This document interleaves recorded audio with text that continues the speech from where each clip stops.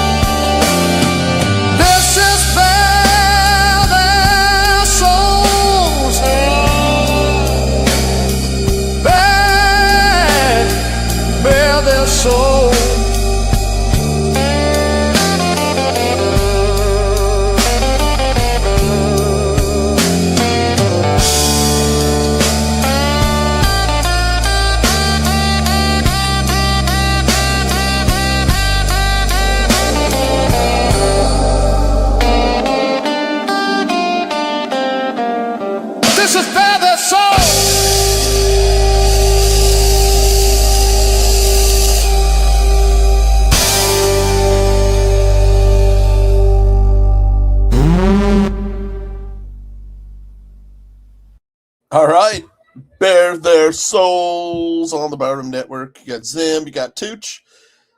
Super Bowl 60 thoughts, recap, anything?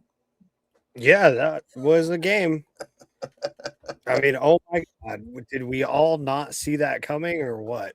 Yeah, I think the only thing that may not have happened that we all expected to happen was some kind of political statement being made. Other than that, I think it was exactly what we all expected.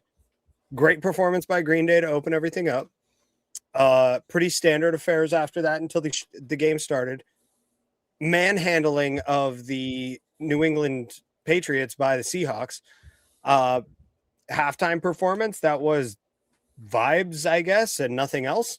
And continued manhandling. I mean, I don't know. I think we already talked about it last week. It was exactly what we thought it was going to be.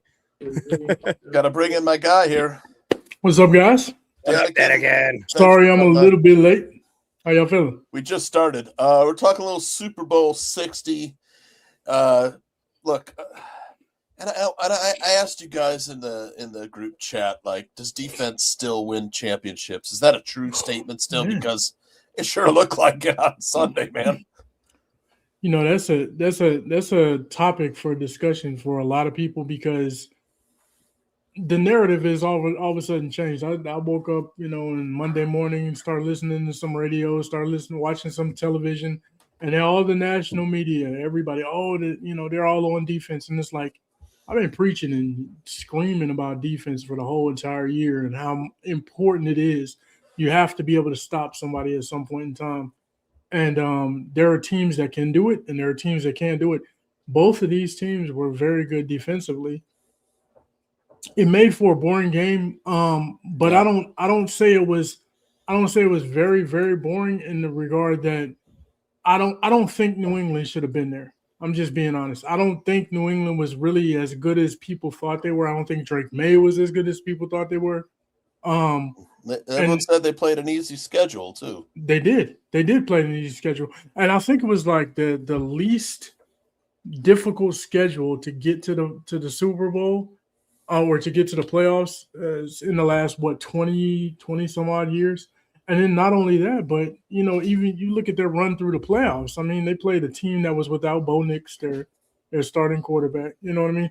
So they were at a disadvantage starting Jared Stidham. And it was kind of like a little cakewalk for them to get there.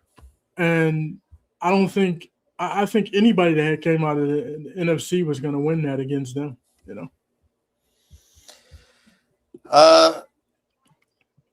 I totally agree with everything you said, especially about the Patriots and their easy trip to the Super Bowl. The AFC was kind of down this year. Yeah. The AFC was definitely the stronger conference. I think if the Bears were in the Super Bowl, they could have May and the Patriots. Absolutely. Oh, yeah.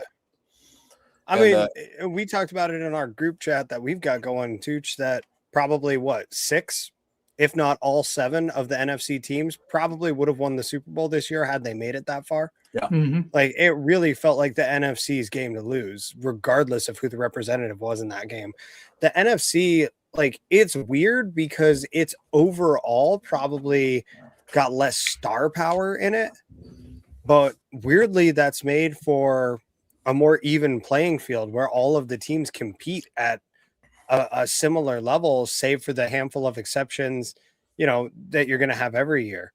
The Bears were one of those teams that was an exception for a long time. And now it seems like, in this season, we had, like, off the top of my head, Washington, Arizona. It's about it I can really think of off the top of my head that was really, like, not competitive in the NFC. When you talk about lack of star power, it's strictly quarterback, in my opinion. Well, I mean, and that's what I mean when I say star power, because that's who the NFL has started pumping these days. As important as defense is, the quarterback is still the face of the franchise. The quarterback is still the face of the league. I mean, look at who's on the cover of Madden every year. More often than not, it's either a quarterback or some kind of offensive player. It's almost never a defensive guy. Yep. Quarterback-driven league. Super Bowl MVP was Kenneth Walker III. A lot of people talking about the Bears signing him as a free agent. Like, it's going to cost way too much, man. He's a good player, man. The contact balance. He's a smaller, compact guy, fast. I'm not sure he's a better receiver than Swift out of the backfield. No. And then we've got Manangai. We'll get into some free agent talk in a little bit here, but it would just be cost prohibitive. We're already saddled with some big contracts and we're beating it to death. As far as the trading DJ or restructuring DJ Moore, it's like it never goes away. It's even never goes away. Week 2, but just today and yesterday, it was like everybody's like, we gotta trade DJ Moore. Everybody's trading him. Yeah, never mind all the talk at the Super Bowl about how he's excited to run it back. And what did he win? The most exciting play or something? He won the moment of the year. Moment of the year, exactly. I mean, I don't get how you get rid of a guy like that. He is the lifeblood of your team. He wears the C on his chest. I mean, the man is the Chicago Bears. I don't know if he wore it this year, but it doesn't look like he did. But he wore it last year, and it's just as far as the Kenneth Walker situation goes, as far as any running back situation goes, what you have to keep in mind if you want to sign any running back is you automatically have to add $1.3 million onto any salary you're going to pay them, because that's what you have to pay DeAndre Swift to not play for you next year. Yep.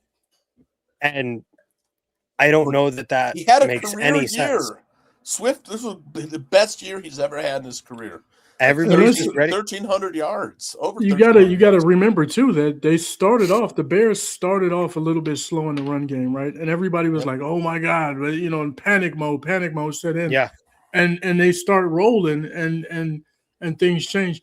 But that's what you have to look at too. He did start off a little bit slow, and that's because we had 3 brand new offensive linemen. We had a rookie on the left tackle, basically. Right, that was starting. So you have 4 new offensive linemen. It's a new scheme, new everything. Who started the season at left tackle? Was it Trapillo or Benedette? Braxton Jones. Braxton played a little while. Yeah, he played a couple games. He got 4 games, and then out of the bye week, they switched to Benedette, and then after that, they switched to Trapillo. Yeah. But that's my thing. It took a little while to kind of get it rolling. You got 3 new pieces in the interior. Yeah, you got really Darnell Wright, who is the guy who was, you might say we had the most confidence in.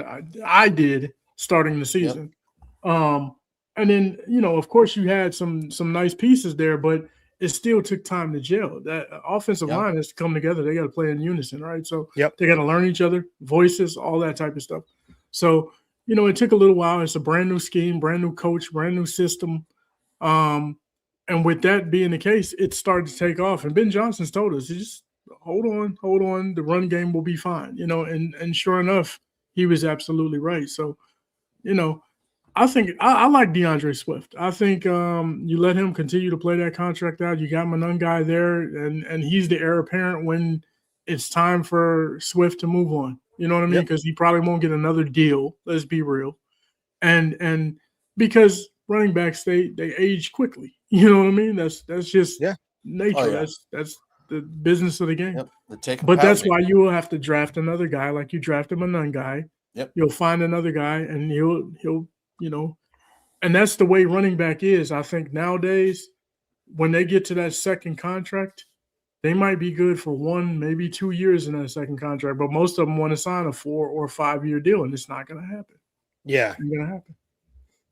Right. Totally I don't see the Bears drafting a running back unless it's, late day 3 or free agent, undrafted free Right. agent. I mean, that's what they did this year, though. They drafted my nun guy, 7th round, Seventh right? round. Yep. And it's a deep draft for running backs. It's not, top talent heavy at the top. Outside Right. of Jeremiah Love, there isn't a ton. A few guys here and there that we'll get into when we do draft talk. But running back, not in my top 5 needs. Mhm. As far as DJ Moore, I did clip one thing. Jacob Infante had posted this on X. He says, to me, you're paying $28.5 million in cap to wide receivers. Numbers have dropped the last 2 years and whose effort on routes is inconsistent. I feel like they have good weapons without him and need that money to fix the defense. Do you guys agree with that? Any thoughts? We went into this a lot last week. I mean, I know. I don't see. He's our highest paid player. That's the only reason why. I don't see how you justify lingering letting around. him go. He was the go-to guy anytime you needed a big score. Anytime. I mean, it was him and Komet. What about what he says about numbers dropping and inconsistent effort? Sure. I mean, I would have inconsistent effort too if I was getting injured every third play I was out there. I mean, the guy clearly is fighting through some stuff. He clearly wants to be out there. I mean, it all just seems like the Bears fan base needs somewhere to direct whatever angst they have this offseason, and DJ Moore is the target of it right now. And he has been for the last couple of years. Might be the whipping boy, the highest paid player. There was the time where he ran off the field before the play was over, I guess. It was against the Cardinals. And I will say this to Bears fans' defense, like, as the highest paid player, he should be the most questioned player as well. That comes with the territory, but he also has shown that he can rise to the occasion, that he can handle the constant off-field bashing, that he can deal with it mentally in addition to dealing with it all physically on the field. Like, I don't know. To me, it's all just a byproduct of it all. You can't restructure them. In a good movie, you have your A storyline and your B storyline, and the B storyline is interesting, but it doesn't really matter to the outcome. This is the B storyline to our He's here for next year and probably 2027. Yeah, right. And I'm good with that. I'm 100% fine with that. Yep. I'm gonna tell Bears fans, and just listen to me briefly, right? I'm not gonna talk down to anybody, right? That's not what my goal is.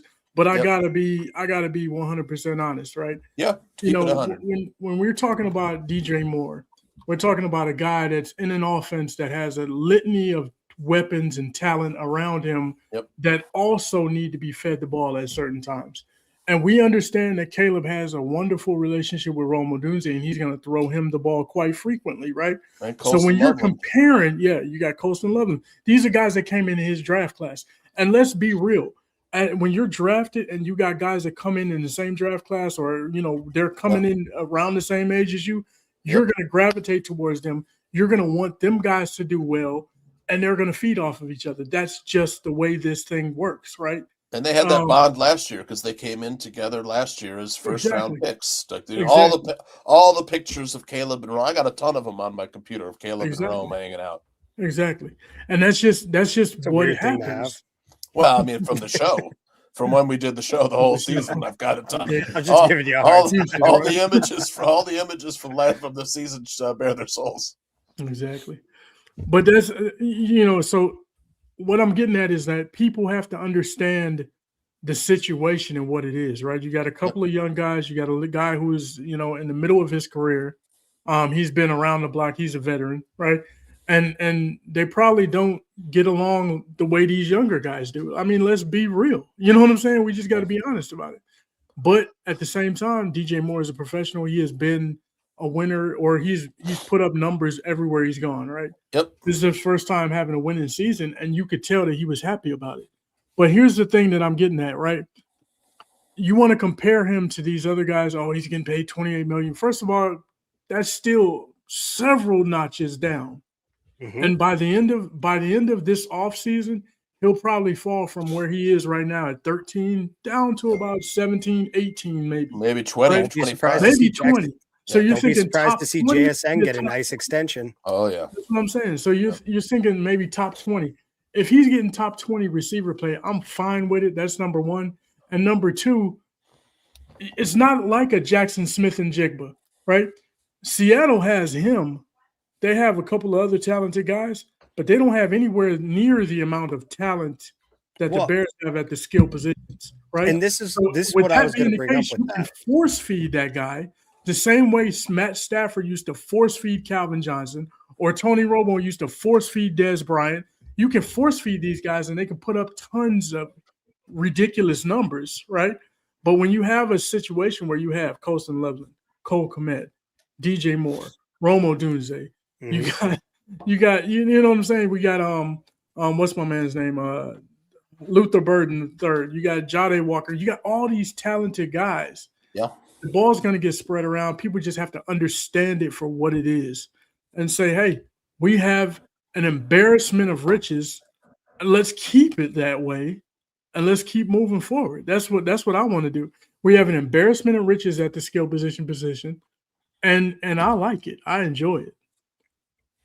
It reminds you can't me. compare it to T. Higgins or Jamar Chase when it's only those two guys out there. They don't have a great tight end. It does remind me of one other team in the league, a team that we just watched play on Sunday in the Seahawks. You know, who's their highest paid wide receiver right now? Cooper Kupp. Mm-hmm. Is it? Is anybody in Seattle saying get rid of Cooper Kupp right now? No, because he's teaching these young guys how to be a consummate professional, how to be the best player they can be, how to disguise what they're doing and see what a defense is. They took on that contract, right, in a trade from the Rams. I believe so. They took on his contract. He's getting paid something like $18 million a year. Yeah, he's probably getting paid a lot because he signed a big contract with the Rams. And similar to DJ Moore, he is not the leading target share on his team. You know, similar to DJ Moore, he is teaching two very young receivers and a young tight end alongside him.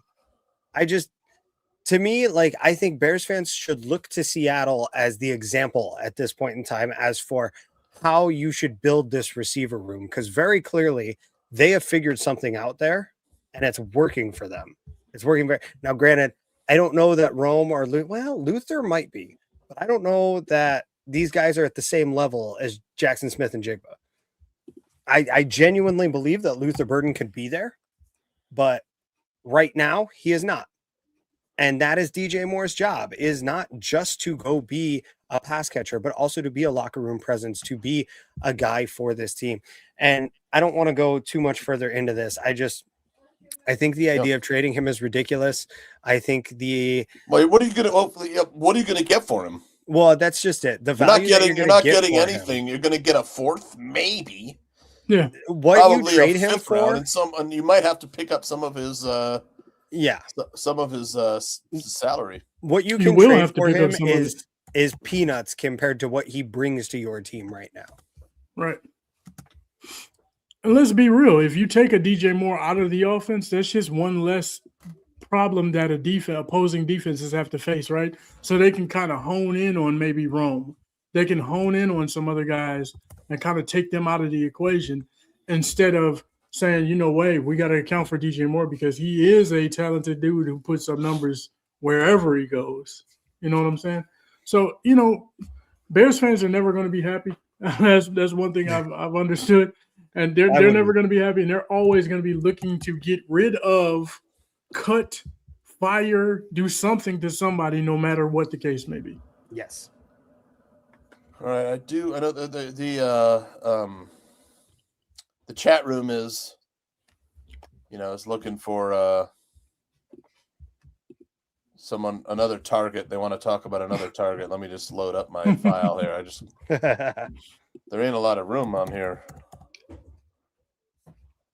Come on. All right. I'm all for it. Throw whoever you want all the way under that bus. That's well, what I mean, you can probably guess who it is anyway. So let me just, if it'll load. While we're waiting for that to load, I do have something here. So, last season, this season we got the Jumpman, right? Yeah. We got Caleb Jumpman. And last season there was video evidence of Jumpman. This is Caleb versus the Seahawks. There he is.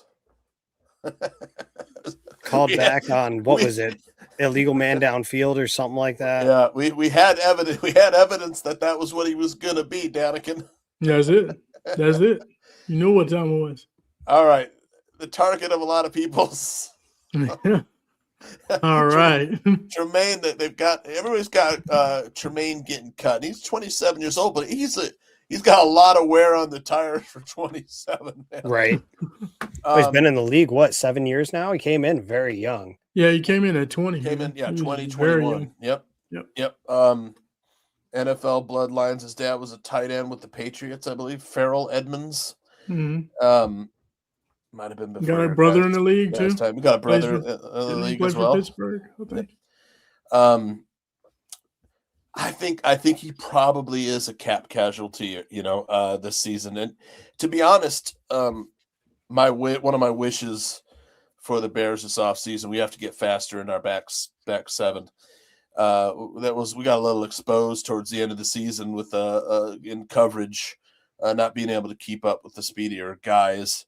And the Bears kind of knew about it. They drafted Hippolyte in the 4th round because of his speed.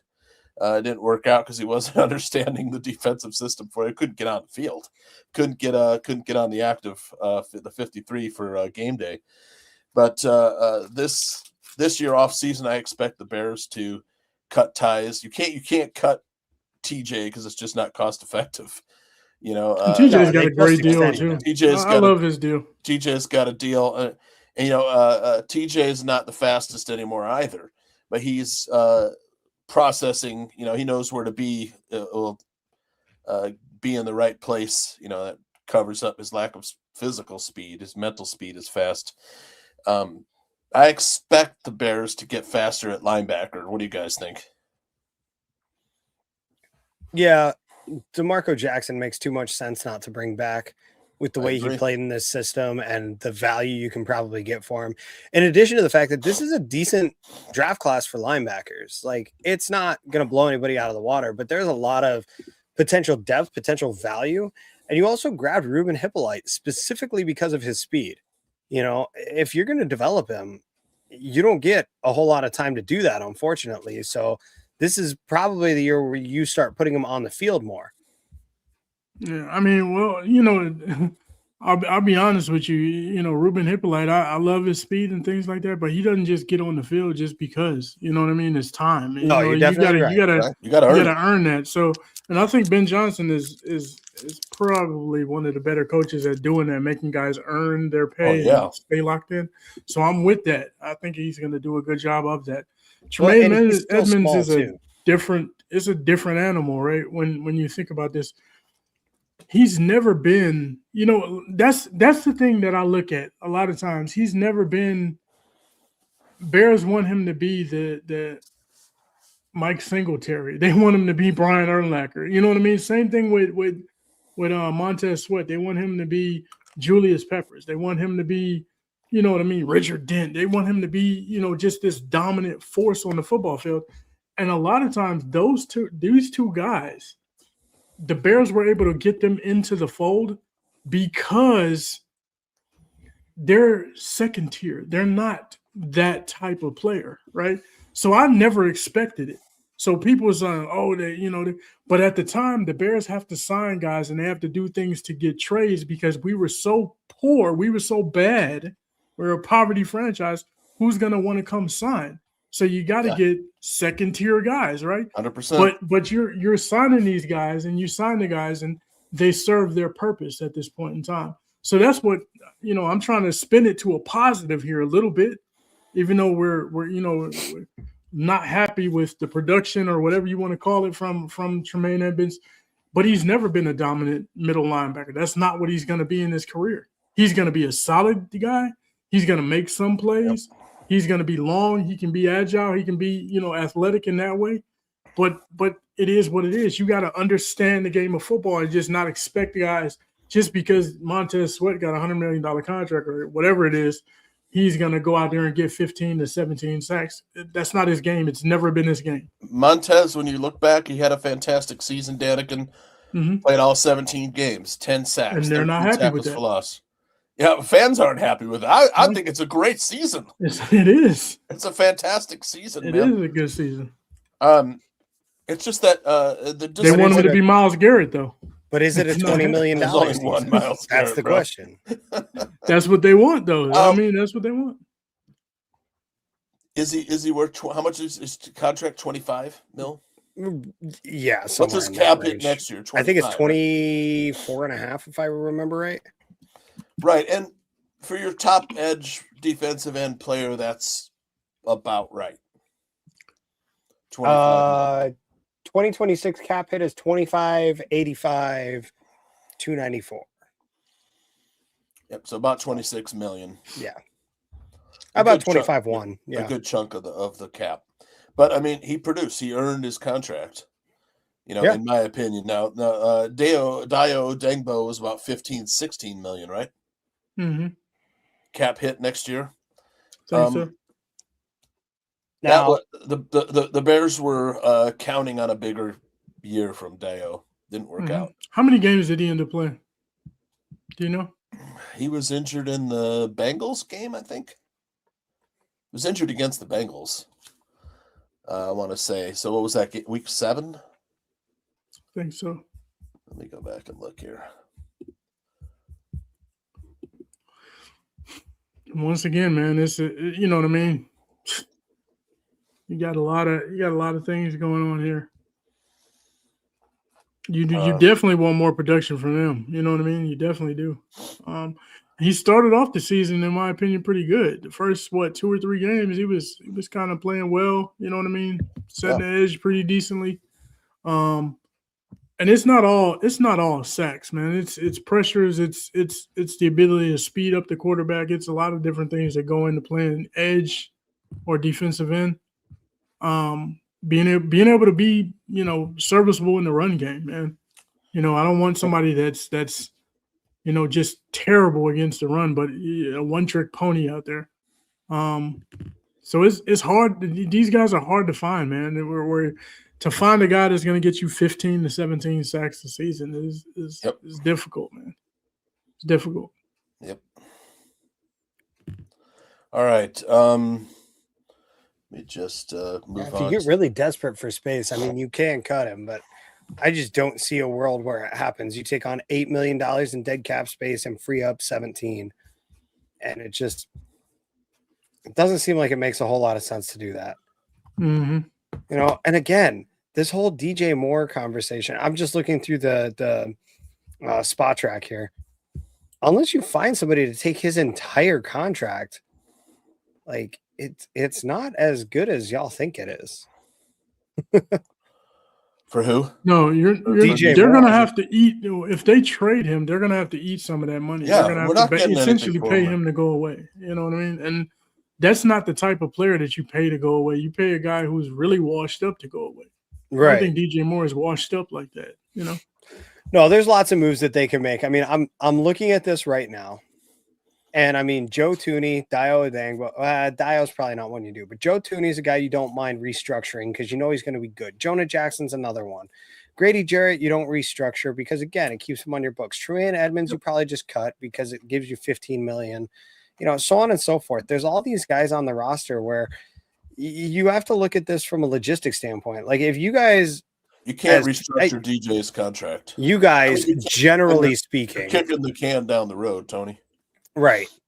But generally speaking, you guys, if you want to do these moves, you guys are playing like Madden, and that's what we saw Ryan Pace do. And we all know the situation that he left the Bears in, and now you see the position that he left the Falcons in. By the way, Ian Cunningham goes to the Falcons, first move, fires Ryan Pace. How fucking funny is that? I thought that was great when that news broke. But I mean, just like, hey, I already cleaned up your mess once. I'm not doing this anymore. Bye, bud. And my man Tony, no disrespect, Tony, but if you're not happy with DJ Moore's contract right now and what he gets paid right now, you're gonna be if you kick the can down the road, in 3 years you'll be ready to kill yourself or DJ Moore. You're gonna be real mad when you're paying him $17 million to not play. You. Yep. I think the Bears can get out of it after 2027, as I understand. I could be wrong though, where there's not a huge ramifications. Okay, J2K says DJ be restructured. Okay. I don't know. I mean, again, you're kicking the can down the road again. We'll see what happens. You know, there's all kinds of things that can happen. There's all kinds of guys that can have their stuff restructured or redistributed and converted and all kinds of stuff. Yeah. I think we're going to see a lot happening in the next, what is this, about 4 weeks now before the new league year turns over. We're going to see a lot of stuff happen at or during the combine. Excuse me there. And we're going to have just generally, I think, a pretty lackluster free agent class. I think a lot of people are going to be bummed when they see the free agents the Bears bring in this year. They already spent the money. And that's what kind of sucks is Poles, for every hit that he's got, has a miss to go alongside it. And it seems like a lot of those misses seem to be in position groups that the Bears kind of really need, like defensive line in particular. So we'll see how that works out. But I agree that Grady, Jarrett, and Deo Dengbo seem to be. Well, he acquired Montez Sweat as well. Misses, but yeah. He acquired Shamar Turner. He acquired Zach Pickens, who is no longer on the team. He acquired Jervon Dexter. I mean, this whole defensive line was his assembly at this point. And for an offensive lineman, you'd think he'd, you start to see why he didn't make it as an offensive lineman. He thinks these guys are really good because they can't beat him. And it's like, well, buddy. I do have I think there is some talent there, though. I think Jervon Dexter is going to be fine. I think he'll continue to progress. I think there's a lot of talent there Turner, for sure. maybe. I just think it's undeveloped. Zach Pickens, I was never a fan of Zach Pickens. I think a lot of people like Zach Pickens out of South Carolina over Jervon Dexter, and I was like, no, Jervon Dexter is better. Like when they got drafted, I was like, no, Jervon Dexter is better. And to me, he is. Pickens is not. I don't think he has that engine like that. We will. There's some. The one thing that I will say about Poles is that, to me, you got some hit and miss, but the misses are not detrimental. They don't set you back. So what if Zach Pickens is not here? You know what I mean? You drafted him. Every draft pick is not going to work out. Yeah, that's completely valid. Like that. And a lot of his misses have turned into. The problem is Grady Jarrett, though. That was the problem. Grady Jarrett was the issue to me. That's a big contract, too, it's only one more year, though. It's only one more year. Like, if there's any bright side to it, he's here next year. Well, it was a 3-year deal that's effectively only a 2-year deal when you consider the clauses and everything in it. Right. Not only that, but we need defensive line depth. That's it. I think about all the things he can Andrew Billings. I don't think Andrew Billings will be back. And to tell you the truth, we'll get to our. Might as well get to our top draft needs. Hold on a second. Let me just get to that portion there.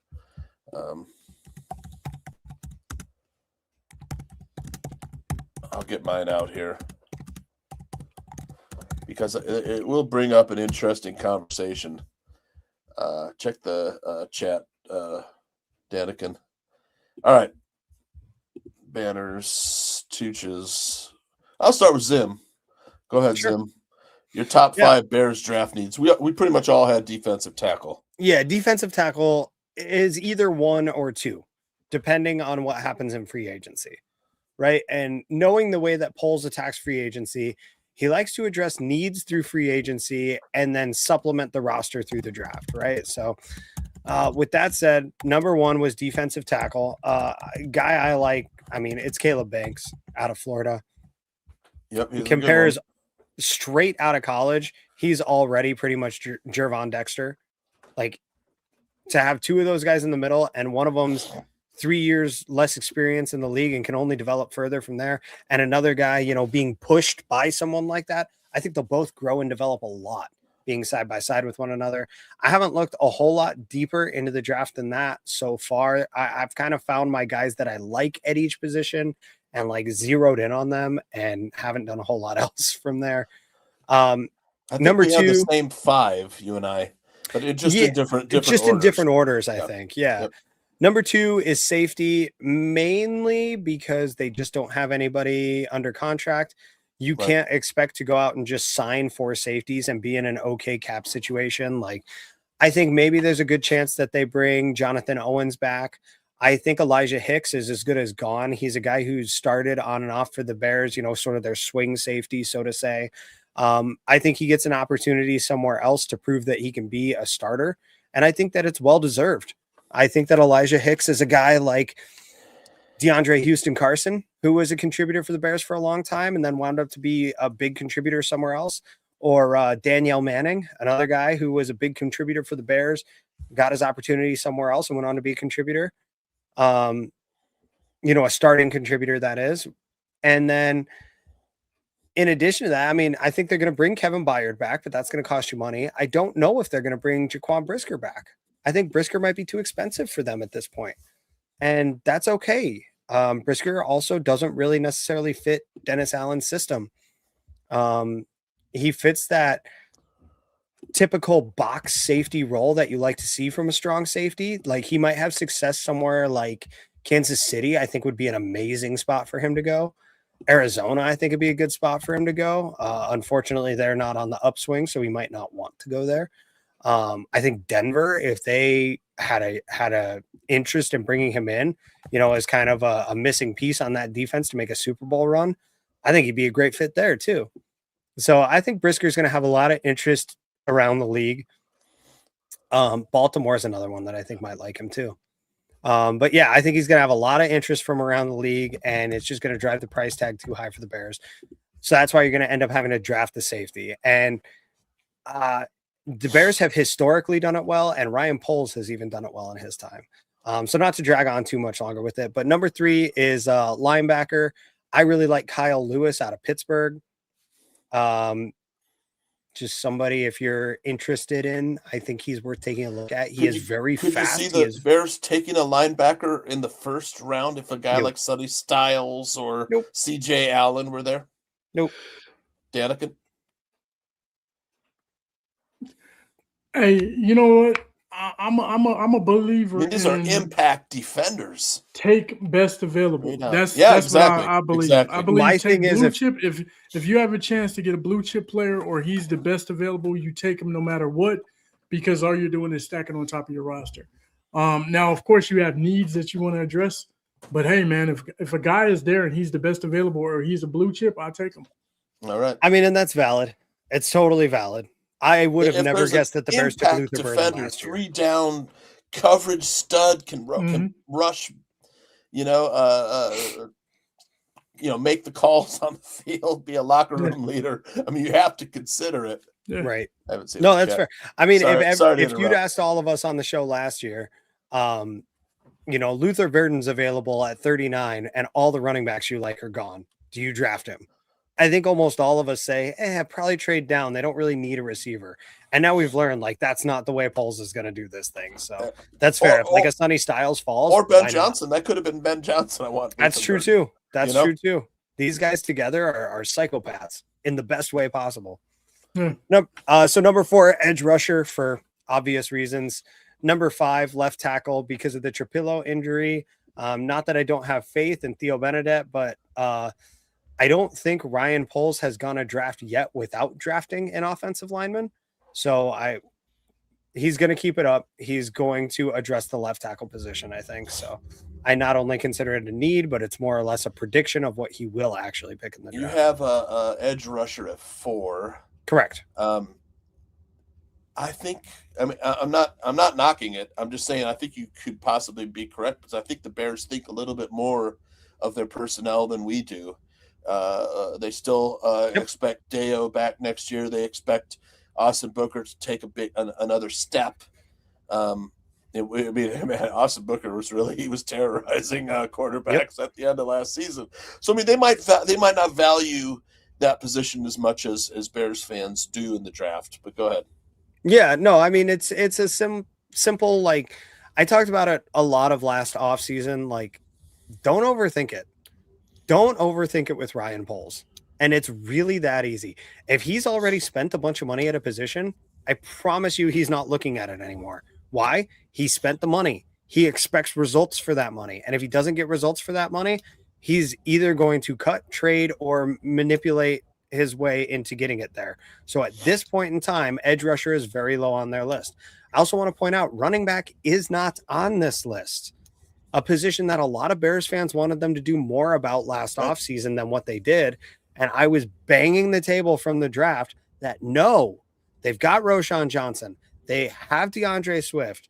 They drafted a running back and they re-signed Travis Homer. You don't make all those moves if you're going to go get another running back. It was never going to happen. I see it in the same position right now that running back is just, it's not even a thought in their minds right now. There are too many other spots that I think they're going to address. Foster says he thinks edge could go further down because of the LT, the left tackle situation. You have left tackle I don't. at 5. You have 2 starting left tackles on your roster without Ozzie Trapillo in the mix. I'm sorry. You have 1 at this point with Theo Benedette signing a 1-year $1 million contract, and you have Braxton Jones available to you at right of first refusal. You know, is that true? We have the first right of refusal on Braxton. You don't technically, but you can negotiate with him exclusively up until the new year starts. It might not be a technical right of first refusal, but you got 4 weeks where nobody else is allowed to talk to him to try to convince him to stay if you're really that interested in him. So what about Karan Amagaji? Karan Amagaji is also under contract, who's supposed to be a swing tackle for them. I don't know what's going to happen there. Danikin, can Karan pay left tackle in the league? Man, I don't know. Unknown, man. Right? It's unknown right now. Last year against the Commanders, he played pretty good, and then that was it, man. He didn't play good after that in any other situation. Yeah. Yep. And that's the thing, you know, when you have a guy that's so young too, because he's younger than most when he came into the league. Oh yeah. Yep. So you know, you got a situation where, you know, I kind of liken him in his development process to like James Daniels. I remember James Daniels. He came in, he was 20 years old, and it's like, he's not didn't even drink when he came in. He doesn't have his body. You know what I'm saying? Like you ever hear James Daniels talk? His voice was higher than Michael Jackson's. That's why he didn't make the calls. I moved him to guard. Like, this guy's voice, man. The calls center. But that's the thing, man. He was too young. Do you two guys think, with Dan Richard, proper coaching, working hard in the offseason, Theo Benedette can hold down the left tackle spot until Ozzie gets back? If he can grow an ass, then maybe. He's a little light in the pants. He's still a little light, you know. Yeah, who was it? John Gruden? Ozzie got a freaking strong anchor, man. He's a thick boy, you know. John Gruden made the comment, you can judge offensive linemen by looking at their butts. Well, Ozzie Trapillo is not much of an offensive lineman if that's the case. He's thick, though, man. He's wide for a 6'8" guy. He is. I mean, how much does he weigh? 320? Yeah, possibly. Look, I think there's an option there. They obviously like what they've gotten him. They went out and re-signed him for a reason. They're going to give him a shot one way or another. A $1 million contract is, you have to. The thing is, I mean, he did something that like you hear guys doing on other teams, and then they go on to be Hall of Famers, and it's something that never happens on the Bears. Maybe Big Cat Williams is the last guy I can remember like not being a thing and then all of a sudden being fantastic. And they told Ozzie it was an open competition, and he said, all right, bet. And he went from being fourth string to starting. So I think that he's going to get the benefit of the doubt for that reason alone. He put in the work. He's done the time. And if he continues to do it in the offseason, he's going to get an honest look. My thinking is I'm not going into next season without a little more insurance at left tackle, man. The vine side. I firmly agree with you there. And that is why it is still on this top 5 list. We'll talk about free agents a little bit later on. So, all right, let me get to Danikin's top 5s. Bears draft needs. Mm-hmm. You got safety at number 1. Is that? But you're not taking a safety in the first round. No, I'm not taking the safety in the first round. I'm saying that it's Caleb point of Downs emphasis. falls to 25. Yeah, if he falls, absolutely, you snatch him up right away. Yeah, I think if he falls to 20, you start making some phone calls. Yeah. But I'm just saying in order of importance, just for the general offseason, I think safety is very, very much important because you don't have anybody signed, right?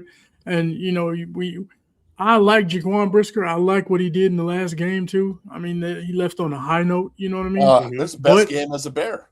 I still maintain that. It might have been his best game as a Bear.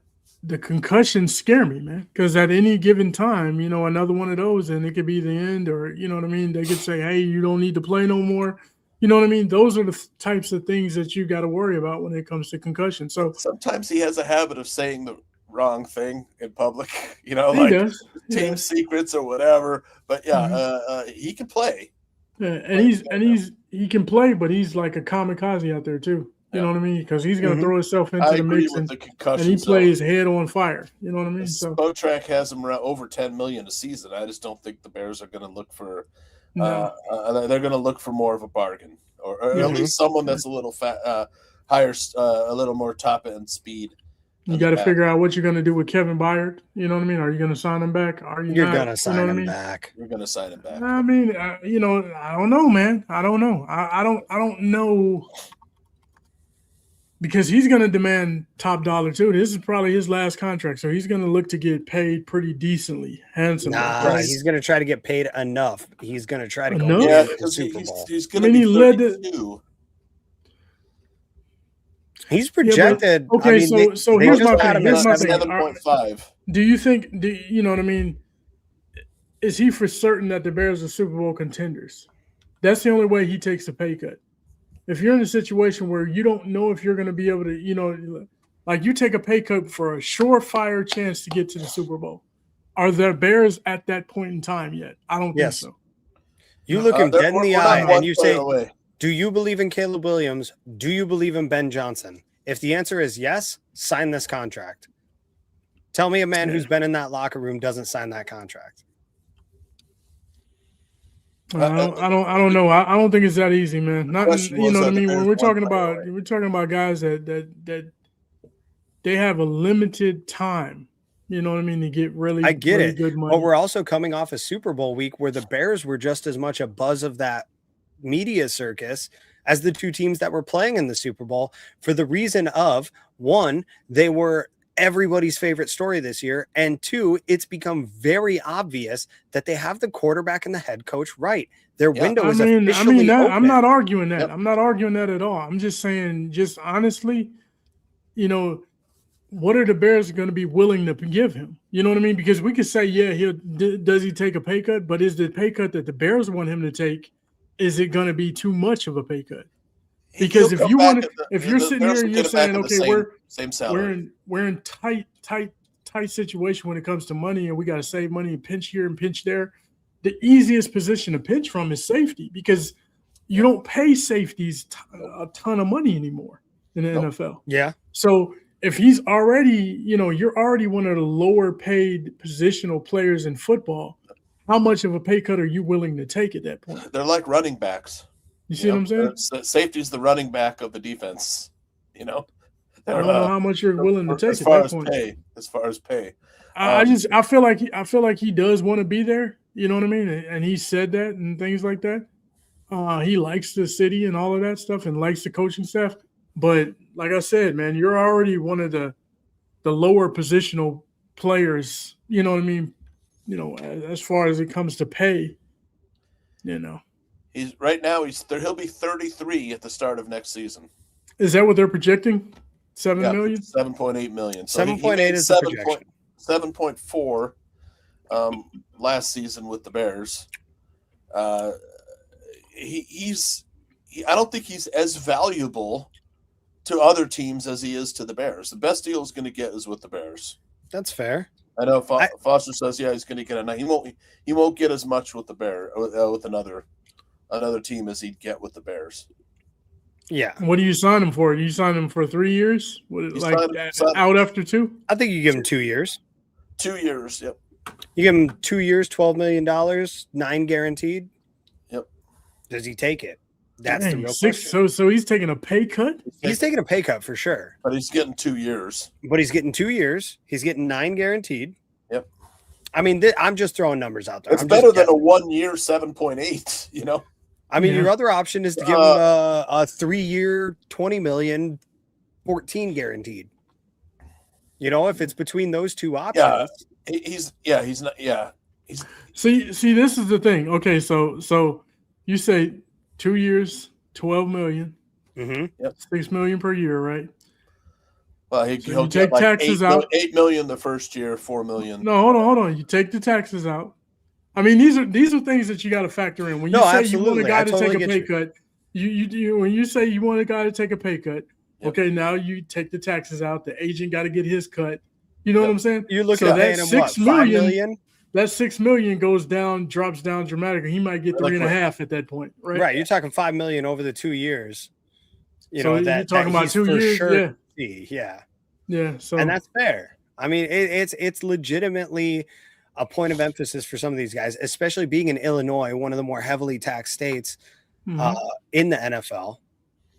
Not like California, though, if you're playing in the Super Bowl. Now here's a question. Here's a question for if the stadium moves to Indiana, those game day checks, are they cut on Indiana's on Indiana's income tax, or are they cut on Illinois' income tax?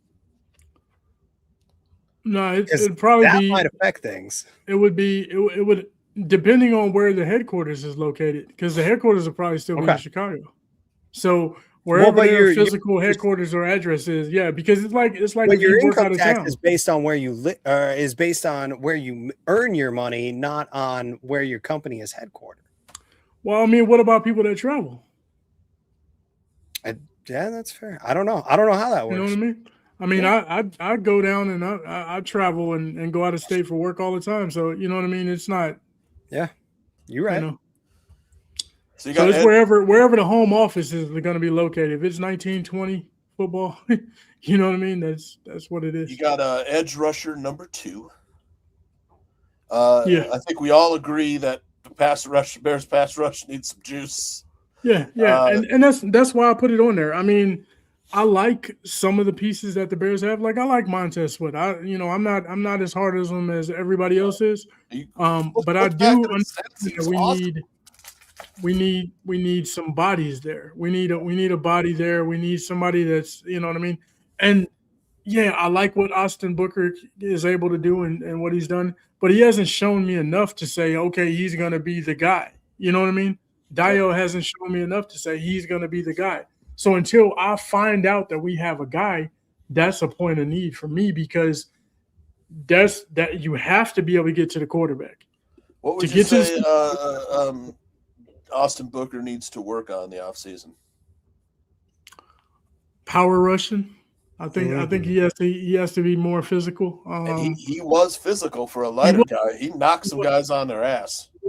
But I still want him to get even more, because once teams and offenses start understanding what you are, then they'll start trying to exploit it. Now, I'm not saying he's not physical. I just need him to be a little bit more physical, maybe get a little bit stronger, so that people won't be able to take advantage of him in the future. Not saying that they were or anything like that this year, but they will make adjustments and try to, do some things to neutralize him in certain ways. Yes, sir.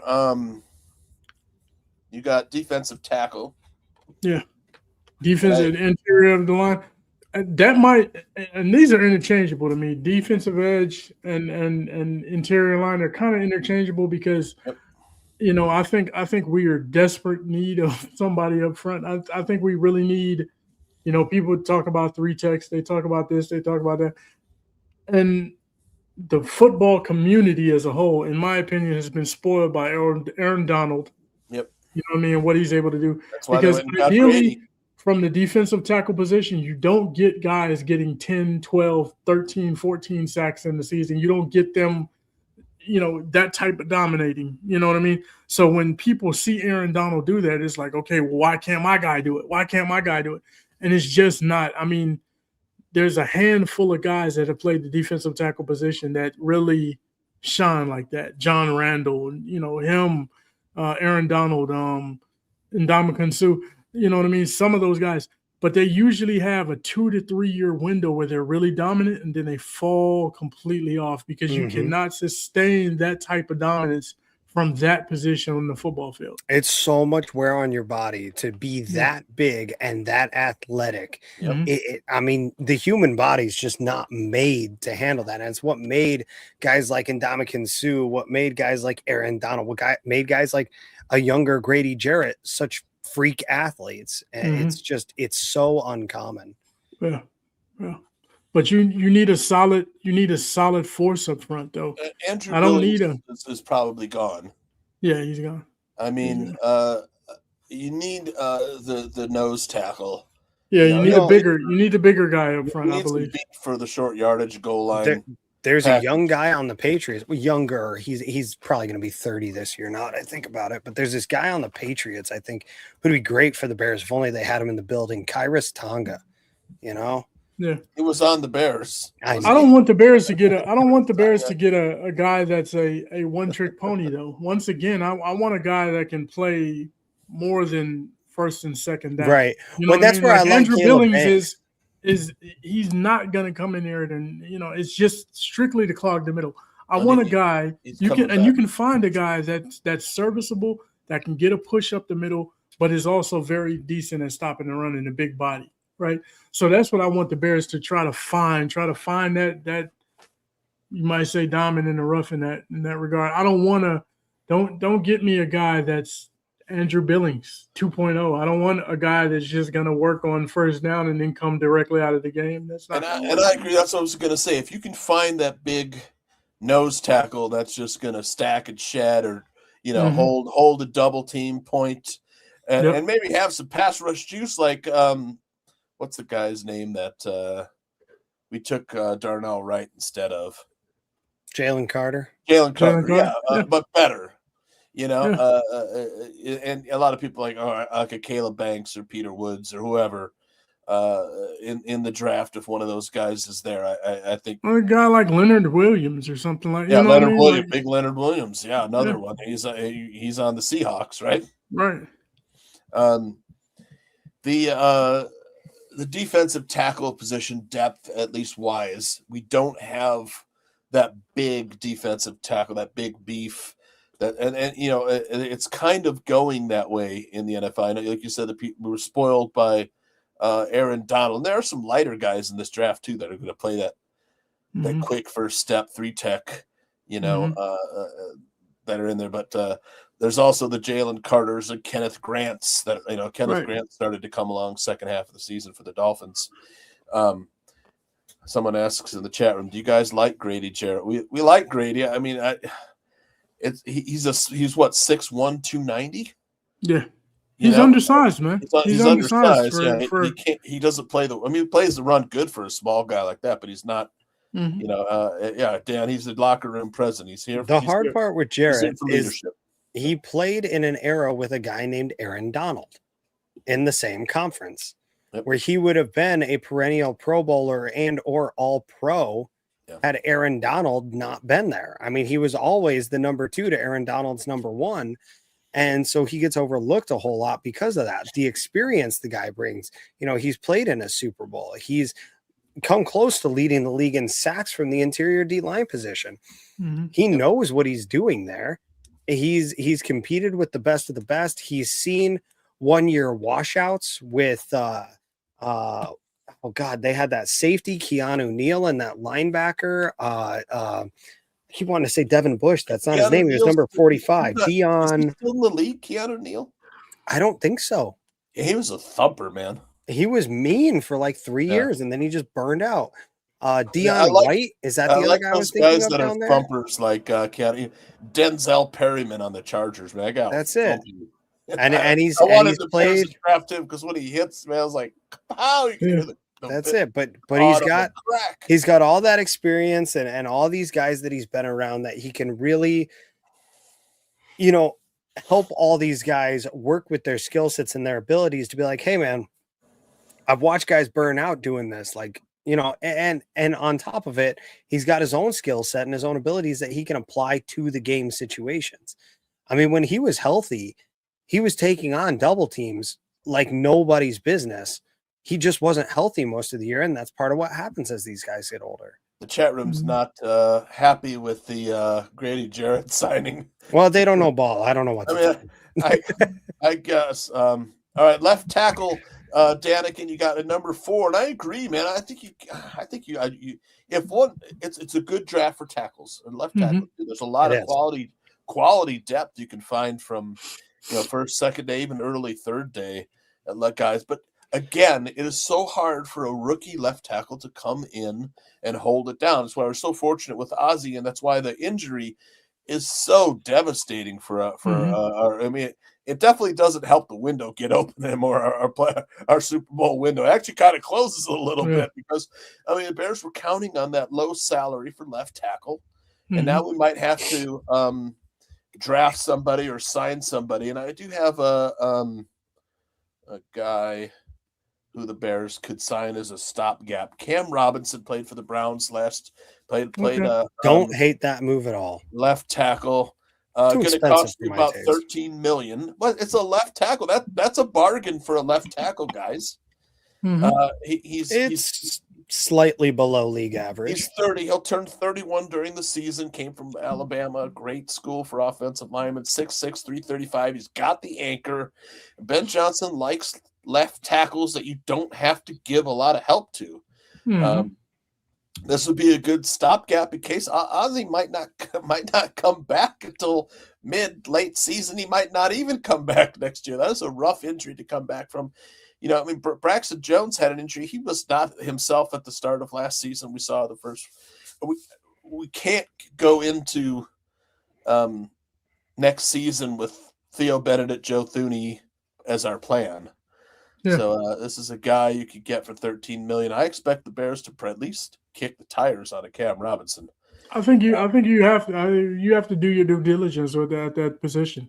Every single year. Have to. I mean, it's a fluid thing because the Bears and all of our linemen really, or left tackles, have not proven that they can stay healthy. Right, from Braxton Jones to Ozzie Tripolo to these guys. I have all struggled with not illness, but being injured. So you have to do your due diligence at that position. And if the guys are available and it's a deep draft, like we're saying it is, there may be some guys that are available and you might have to take them in the second or third round. You know what I mean? And invest another second round pick. Exactly. Now, but I don't mind. I don't mind. I've never been the type of person that minds drafting premium, guys. It doesn't matter. Like the more talent you have at that position, the better. Yep. It's going to breed competition, and either guys are going to step up or they're going to fall off the face of the earth. And if you fall off, we didn't need you anyway. What if the Bears swing for the fences at this position? Would anybody be surprised? I wouldn't be upset with it. I mean, anytime you invest in the trenches on either side of the ball, I'm happy with it. I agree. That's where you win the game of football. What if they go D tackle, O tackle, first 2 rounds, I would be overjoyed. I'd be fine with it. What if they do it before they even get to the draft? That's what I mean by a big swing. Yeah. What if they go take a massive swing on the O-line again? They go finally shore up the O-line. They spend the money. They say the defense is going to have to get better through the draft. Dennis, you're on your own. Figure it out. That's what we pay you to do. I'm bringing in a blindside protector for my quarterback. They go out and they sign Rasheed Walker from the Packers. They go steal away a left tackle. Yep. 26 years old, already a starter in this league. Yep. Guy who's projected to get $20 million, but I don't think he's going to get that much. Yep. You get him for a league average, say $17.5 million. That's what I considered. I didn't have time to make up the graphic, though. Right.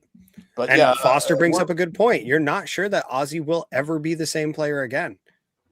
Patellar injuries are nothing to scoff at. You know, it's only about a 60% recovery rate that go back to normal. Mark Colombo. Yeah. It was Bears drafted him first round out of Boston College, same school as Ozzy Trapillo, and he had a devastating knee injury. I think the same injury as Ozzy Trapillo. Yep. It's unfortunate. Linebacker, Danikin agrees. Linebackers, I agree too. And we're all kind of in agreement that we think Tremaine is going to get cut just because of his salary. Mm-hmm. We need to move on. And I hate to say we need to get younger at linebacker, but because Tremaine Edmonds really isn't that old. No, it's 27. Yeah. But it's the mileage, it's the high contract, and if you do cut him, I think there's very little cap ramifications. Is that correct? Or well, I don't think it'll be terrible. I don't think it'll be a terrible hit or anything like that. $15 million, I think, right? If we cut Tremaine, we'll have $15 million of cap space, and like 2 or 3 dead cap. 2 or 3 million. I mean, it's linebacker is a funny position as well because they're similar to safeties and running backs now. You know what I mean? They're becoming less and less. I don't want to say valuable, but I will say less. The demand is not high and their pay is not as high as what it used to be. Now you got some guys that'll sign $100 million linebacker. And I don't recommend anybody do that. I'm just being honest. I mean, $100 million to a linebacker is crazy. What did Tremaine get from his $81 million contract?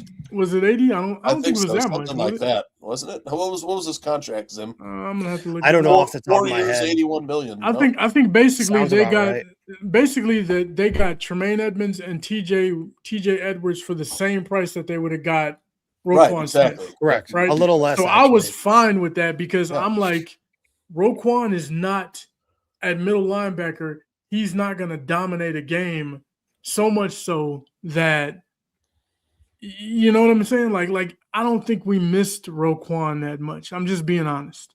I really don't. You know, he's a tackling machine and things like that, but he didn't really impact the game like a Ray Lewis or like a Brian Urlacher. Those guys, yeah, pay them. You know what I mean? But most linebackers nowadays, they're just tackling machines, man. Yep. You know what I mean? Space tacklers. The tight end position has become important in the passing game. With tight ends are more athletic. They're faster now. They're a big part of the passing game. Linebackers have got to be able to cover. They've got to be able to run with these faster tight ends. We saw Aronde Gadsden on the Chargers. He just uses speed. Wasn't your typical type of tight end, but that's the faster, more athletic tight end. The way the position is going, Colston Loveland is another example. So linebackers have got to be able to cover. It's why I said the Bears have to get fat. We need more speed in the back seven. There's no question. Yeah, Tremaine initially signed a 4-year, $72 million. $72 million. Okay, I was kind of close, so $9 million off, but yeah. J2K raises an important question about the linebacker position. Edwards has a broken foot. Sewell has an ACL. Edmonds probably getting cut. Who's playing linebacker? Well, we still have Ruben Hippolyte, and we should re-sign DeMarco Jackson. Let me flash up a guy here who I think could come in and play pretty well right now and wouldn't be that expensive. Oh, I don't hate that move at all. Devin Bush on the Browns. He's fast, sideline to sideline. Had a really great season on the Browns. Get him for around $9 million. Yeah, it's not bad. You know, J2K, that's an option. Maybe a little undersized, but he can cover, man. He can cover. He can tackle. Dennis Allen's going to find a use for him. I'll tell you that right now. About the same size as DeMarco Jackson. You know, Ruben Hippolyte. These guys are all the same size. Hey, let me tell y'all, Roquan Smith's cap hit next year, 2026, is 32.7 million. Yikes. What are the Ravens going to do, man? Like, Oh, that is insanity to me. For a linebacker. I just can't do that, man. They have another good linebacker, too. It's playing next to Roquan. I can't remember his name. He's going to have to get paid sometime, too. He was really good, man. And you got a safety up there that you got to pay, too. Yeah. Kyle Hamilton. Oh, he is a good one, too, man. That's a unicorn. Yeah. If they don't re-sign Kevin Byard, there's a guy we saw when we played the Rams. Might be a little bit more expensive, but this dude is good, man. And you want to talk about young? He's only 26. This kid we could sign, you know, and then like you guys are saying, draft a rookie to play next to him. If we can't get Byard, I prefer that we re-sign Byard, but if we can't, what about this guy, Danikin? I wouldn't be opposed to that. I mean, 26 years old, you know what I mean? You'd have him for a few years. Yep. If you're re-signing Byard, what are you signing him for? You know what I mean? 33, right 34, around this, right around the same. Like exactly. It's around the same price. Is Kevin Byard had a great season, right? Mm-hmm. But it's not going to get any better at 33 years old. Yep. You see what I'm saying? So that's my only thing. The potential for better play from Cam Curl is higher than it would be for Kevin Byard. And I hate saying that because I like Kevin Byard and I like, So do I. But age, Father Time is undefeated, man. Yep. And in football, they fall off cliffs, man. You know what I mean? Production-wise. That's true. You know? You have to draft a safety, though, this year. You have to get something in the pipeline, no matter what. Yeah. I want the boy from Penn State. Yeah. Let me flash up my... I don't like Cam Curl because he flashes. He does not play consistently. He will have a game like he had against the Bears where he will single-handedly end your season. And he will follow it up like a game like he had against the Seahawks, where he is invisible and giving up all kinds of large plays. I mean, we already have that in Jaquan Brisker, if that's what you want to bring in for safety. Brisker's going to command the same salary as Cam Curl. He's okay, so why would I pay one guy who's going to do the same thing, the other guy the same? One guy doesn't have 4 concussions. Exactly. Yeah, that's probably about the only argument. Is 4 concussions worth $10 million? Because if that's the case, I will take $10 million right now. All right, my top need, I think, like I said, we need depth at defensive tackle, and like I said, I want one of those big beefy studs, man, like Caleb Banks. What's the guy from Texas Tech? I can't remember his name. Oh yeah. I know what you're talking about. Yeah, he's good. He's good. Maybe get him in the second round. Peter Woods probably is not going to be there. Caleb Banks might be there. He didn't have the foot injury or knee injury. So, let me do my Quessy impression and bring up PFF real quick. Caleb Banks, man, he's got that like 99th percentile skill set, Danikin. This guy's a beast. If you watch the Senior Bowl, man, it's like, I want that on my team, man. But yeah, I would like to, man, Caleb Banks is there at 25. I mean,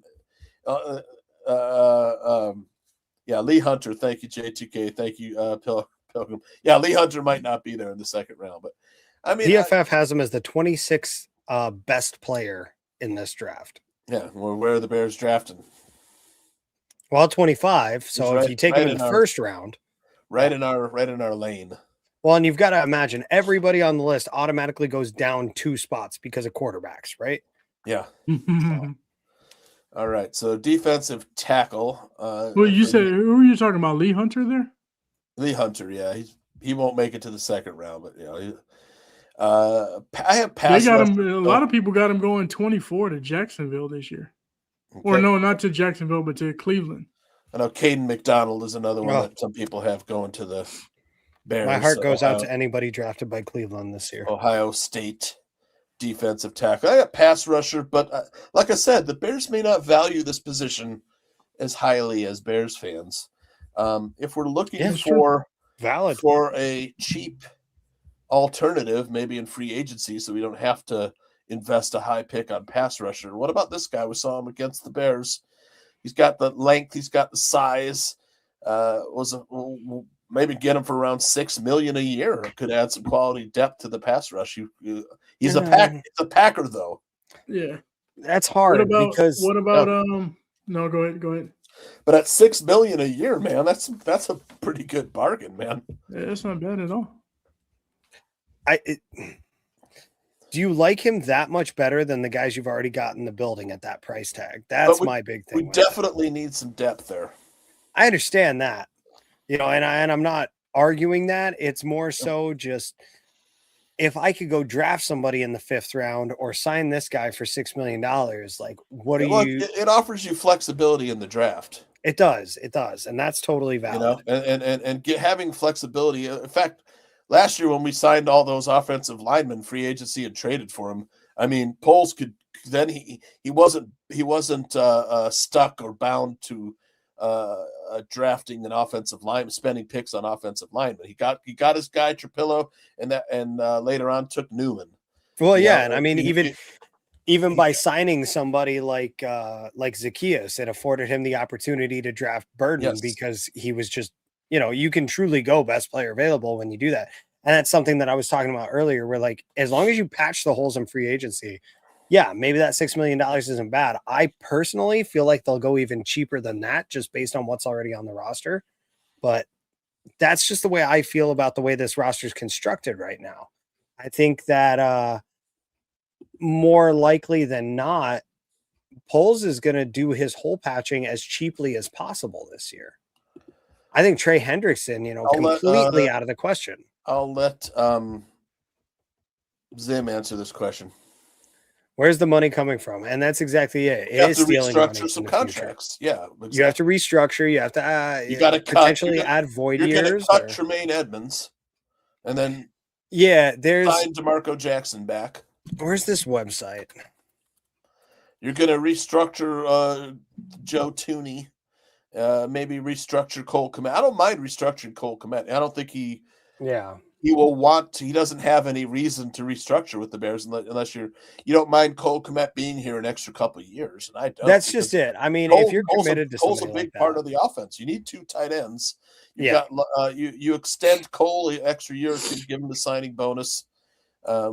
Incorporate it. He gets some money now, and then Benjamin Williams says. Trey Hendrickson will be a Chicago Bear, like it or not. I would be willing to bet not anything that I can reach in arm's length right now that is not the case. He's going to go somewhere goofy, somewhere you don't expect him to go. He's going to go to like Miami or some shit. And this is the thing. One, the Bears don't have a lot of cap space. If you want Trey Hendrickson, you really have to restructure a bunch of guys. Yes, man. You can create some cap space. You cannot create Trey Hendrickson cap space. And this is why we talked earlier about the window, and fortifying, keeping that window open, and why we think Tremaine Edmonds is going to get cut. Not only that, but we need to get faster in the back 7. But there's no way Max Crosby will be a Bear. We're not. Here's the thing, Benjamin.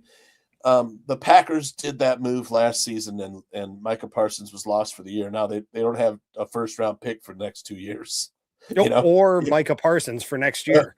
Or Micah Parsons. So, I mean, the Bears, can learn from that example and say, we're not doing that. I mean, when we signed Camille Mack for roughly the same kind of deal, it worked out. We I got in the playoffs. Mac was decent for a couple years, but would I like to have Max Crosby on this team? Absolutely. He wants to play with Caleb Williams. The guy loves Caleb, but it's just way too expensive, man. there are no defensive edge rushers that I see the Bears signing at this point in time. It would take a lot. Crosby's going to be expensive, more expensive than Micah Parsons. So, I mean, well, they're changing the rules just so that somebody can trade 5 first-round picks for him. Yeah, he ain't worth five. Would you go after Kayvon Thibodeau? Nope. If he's available, you are asking for a Dayo Odangbo 2.0 if you go do that. You think so? I think Bears fans would be wholly disappointed with him. Are there any defensive tackles you think that they would do this for, or at least make a big splash in free agency or trade for? Defensive tackles or defensive ends? Defensive tackles. Defensive tackles, maybe Jalen Phillips. He's an edge player, though. He's a defensive line. He goes all over the line. What about Jonathan Franklin Myers on the Broncos? Had a good season rushing from the inside, 7.5 sacks. Big maybe. You're gonna have to pay him about $1 million a sack. Yeah. I don't see anybody that is worth giving up. Yeah, nobody jumps off the page. I totally agree with you. And that's why I think that it's the number one draft need, defensive tackle. Personally, because I think the Bears should just go get like a whole smorgasbord, create your own charcuterie board of pass rushers. Go get Eddie Goldman and Trevis Gibson and Kyrus Tonga and Brent Urban. Go get all your former players, round them up, put them back on the team for old time's sake, and say, go get the quarterback. I mean, I see them doing that just as likely as I see them doing any of the other things that we've talked about that. There really aren't. John Franco Myers is $7.87 million, so you could see the like I say, about $1 million a sack. Yeah, and that might be something they think about.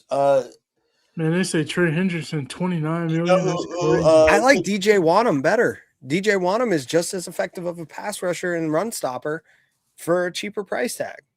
He's a year younger than Franklin Myers, too. Yeah.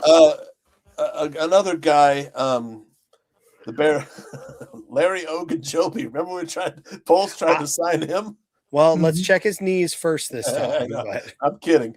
I don't see a chance at that. It's not a good free agent class for defensive tackles, to be honest.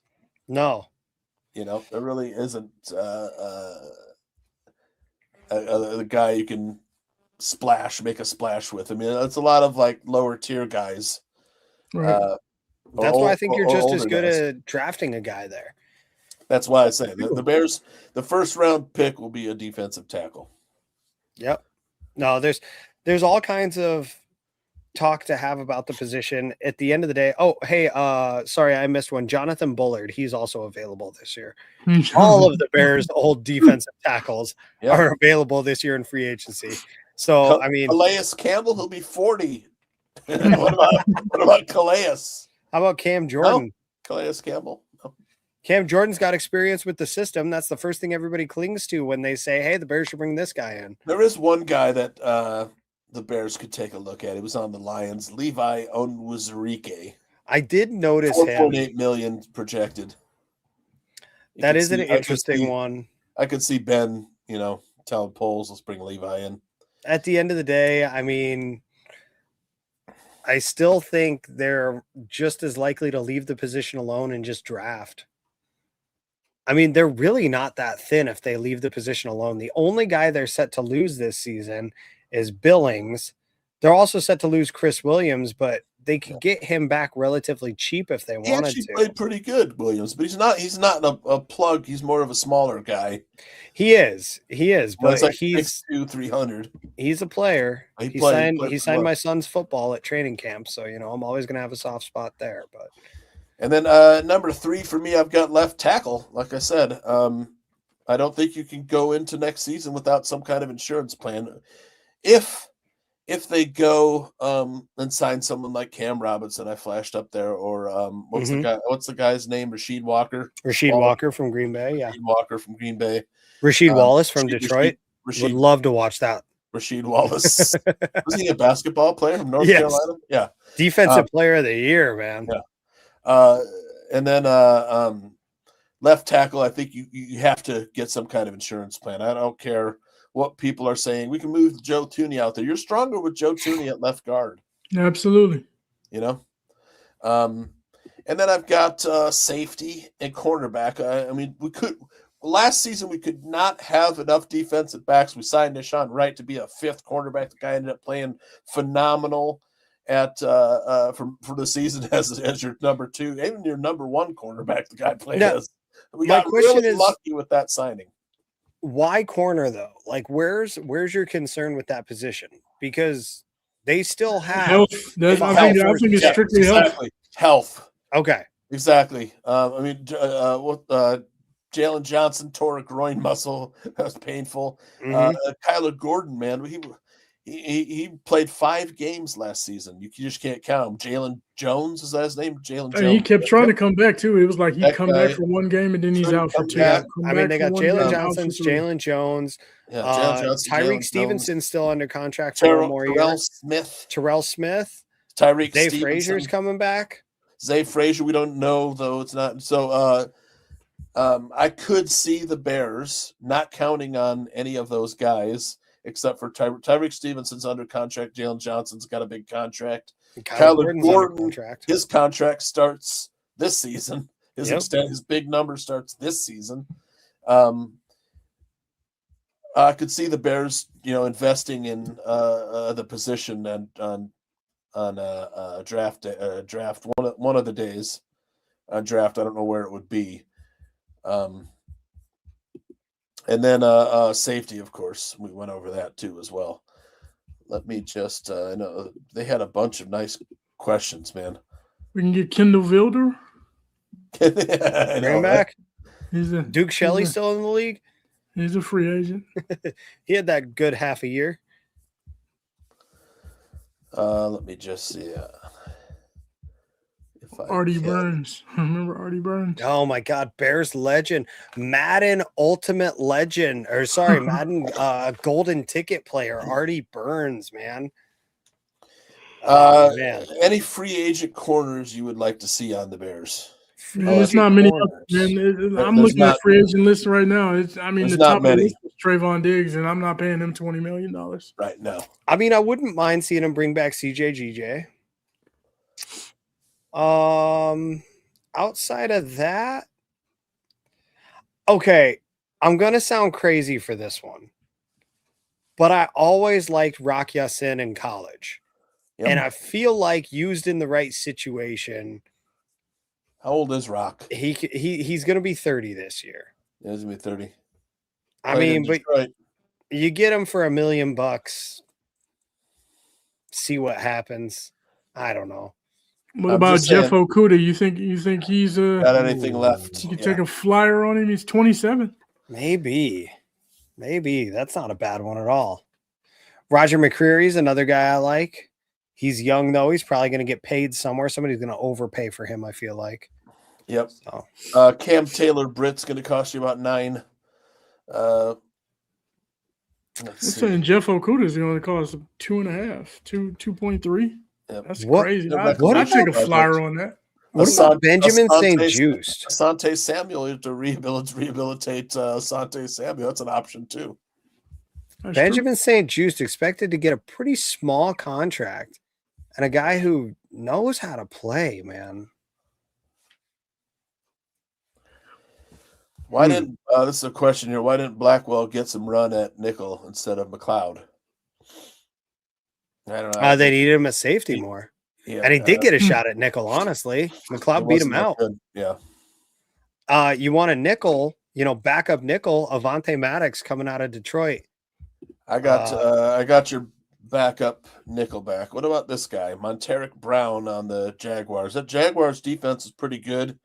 This guy's going to be expensive, though. That's the thing. I won't lie. I don't know him well enough, and I don't think you pay a guy that much right now. Right, exactly. You've already got two cornerbacks costing you that much. Little too expensive. That's why I think the Bears are going to invest in it on the draft day. And if the right cornerback falls in the first, second, third round, I think they pull the trigger on a corner. The chat room is very interested. It's a premium position. Chat room is very interested in Alontae Taylor, guys. Alontae Taylor going to cost you $11 million. He's going to cost you more than $11 million. Shut that down real quick. Played for Dennis Allen though. You know the market value asking for him. The market value is $11 million. He's going to get $14 million. Yeah, bet on that. There is God, what is this guy's name? I'm trying to look up here. That's the thing, man. With these free agents, the biggest thing with free agency, right? And why I don't, I'm like Poles. Like Poles, when he said let's build through the draft, that's what I say. Yep. Free agency, man. It's where you there's holes. A reason why these guys are free agents. Number one, they're either old, they're injured often, or they're expensive. And they're expensive. They're expensive than a mug. So you know what I mean. And for what you're gonna pay. Those deals in free agency, they don't work out that much. They don't work out. Yeah. Just look at the you know what I mean, totality of it. Like, did he play and was he worth the contract you gave him? In most cases, it's not the case. They're going to bring in a guy for between $2 and $5 million for depth. That's it. You're about to go find yourself your next your next Nahshon Wright is what you're about to go find. Exactly. Like Zim said, your Rock Ya-Sin or Jack Jones from Miami, where you can get guys like this. You know, they're not too old, and you can get. I mean, Nahshon Wright market value is $16.6 million. He's not coming back, folks. I can't get over Benjamin St. Just. I think he made his bag, Danikin. He made it. You know. Good on him, you know. I mean, it's just that's good for him. Somebody's gonna pay it, but you wonder if he's gonna be able to like I said, you know, the Bears had a nice season, and somebody like Nahshon Wright, who hasn't proved it to, you know what I mean, except for this season. Man, you know what I mean? That's a steep price to pay for a guy that could 100%. Fall off. You know what I mean? Roger, who's that dude? Cost $6-7 million. Kobe Bryant, as the chat room is saying. He's more of a safety than a corner. That's where he's been playing more. He's been playing kind of a hybrid role, you know, almost a nickel, but not quite. He's also going to be expensive. He's going to cost you at least $10 million a year, I'd be guessing. All right. We did our free agent needs. Let's talk a little bit about, I have some stuff here. So Ian Cunningham compensatory picks. The Bears got screwed. Anybody have anything further to add? They haven't been screwed yet. We have until March 16th to determine if they've been screwed. Right. Because that is when the comp picks are awarded. All right. There is a small chance that the NFL reconsiders this whole thing. I do think it's a real shame, though, because they want to encourage the hiring of minority candidates. They say that they're all about, you know, promotion of minority candidates to be put into positions of responsibility within the league. And then when they do, they're looking for every reason not to award teams compensatory anything for well-deserved jobs. Due to technicalities and loopholes. While I don't necessarily agree with the idea of awarding somebody for developing a person, a minority person versus a non-minority person, if it's in your rule book, you should honor it. Yeah, I agree. Got a question for you, Jim, from Foster. If the Bears dump Edmonds and restructure Tooney and someone else, how much money can they it's $23 million just with those two moves. And if you make another one at who's an easy restructure, Komet, you can free up another $12 million. That's $35 million right there. I think you extend Komet. Yeah. I could see him play. I mean, look, if Durham Smythe can play in the freaking league for as long as he's played, I think Cole Kmet can play a long time. Right. Yeah, you can create $35 to $40 million right there. You can make several other moves to free up. I've seen as high as $88 million freed up in various different moves. There you go. DJ Moore, Montez Sweat are two really big ones. Jalen Johnson, I don't know if you do that one. Jonah Jackson's one. I think that's pretty safe. Grady Jarrett, you 100% do not do. Yep. You do not restructure Grady Jarrett's contract because that puts you in a Ryan Pace situation. I don't think you restructure DJ either. DJ, it depends on how committed to him you are. Yeah. It depends on if you're 3 years committed to him or 1 year committed to him, you know? Yep. If you want him retiring as a Bear, you restructure him. Yeah, absolutely valid. Yep. But with Romo Dunze and Luther Burden on your roster, I don't know if that's an approach you take. Danikin, what was wrong with Jalen Johnson last year besides the groin injury? Man, just you know, or was that it? I think that was it. I mean, when you miss a lot of training camp, you miss so much time and so many games. It's hard to get into the groove of football right away. You know what I mean? To hit the ground running, you might say. So, you know, it just took a little bit of time. I think he will get himself and work himself back into shape and be the same old Jalen Johnson that we knew coming into this season. He got a big contract. He played so well. Yeah. Yeah, he'll be. I think he'll. You know, he's one of the top cornerbacks in the league, in my opinion. You know, and it just takes. Man, you can't miss in the game of football. You just can't. You got to be on the field, or otherwise, it's not going to work out for you. You know what I mean? Injuries hinder you. How much are the Bears counting on him to come back next year at full strength? I think it's essential to their defense. I mean, without Jalen Johnson and Kyler Gordon playing at top-notch levels, this defense is not going to be in good shape. You know what I mean? We skated by this year because we had guys like Nashawn Wright, but you don't see that type of production from backups that often. So you can't count on that. You know what I'm saying? You gotta.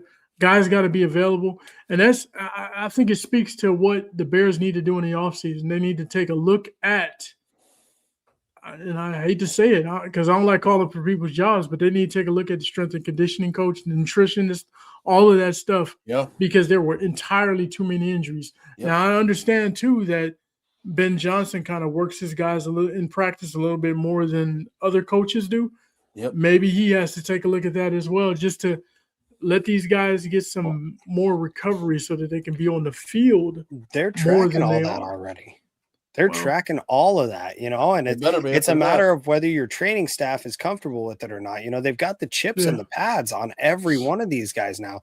They're watching how much they're running, distances, speeds, intensities of it all. You know, they're measuring impacts and everything. So they're paying very close attention to all of that stuff. So that's why I said that strength and conditioning coach, you have nutritionists, all of that. They got to be on point, man. It's less on Ben and more on the guys informing him of how okay it is to push these guys. I agree. I agree. All right. The Bears have the 25th pick in the draft. Let's take a look at the previous 25th pick from our guy, Green Sleeve.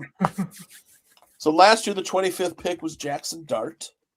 The year before was Jordan Morgan, who I think went to the Packers. Yeah, he's a piece of he's a mediocre player. He got beat out by a 7th-round pick for his starting job. We'll Dalton Kincaid, good player on the Bills. Legendary player. Great tight end. 2022, Tyler Linderbaum, who's the center. One of the best offensive linemen in the league. Yep. Travis Etienne, pretty good running back. Future Bear.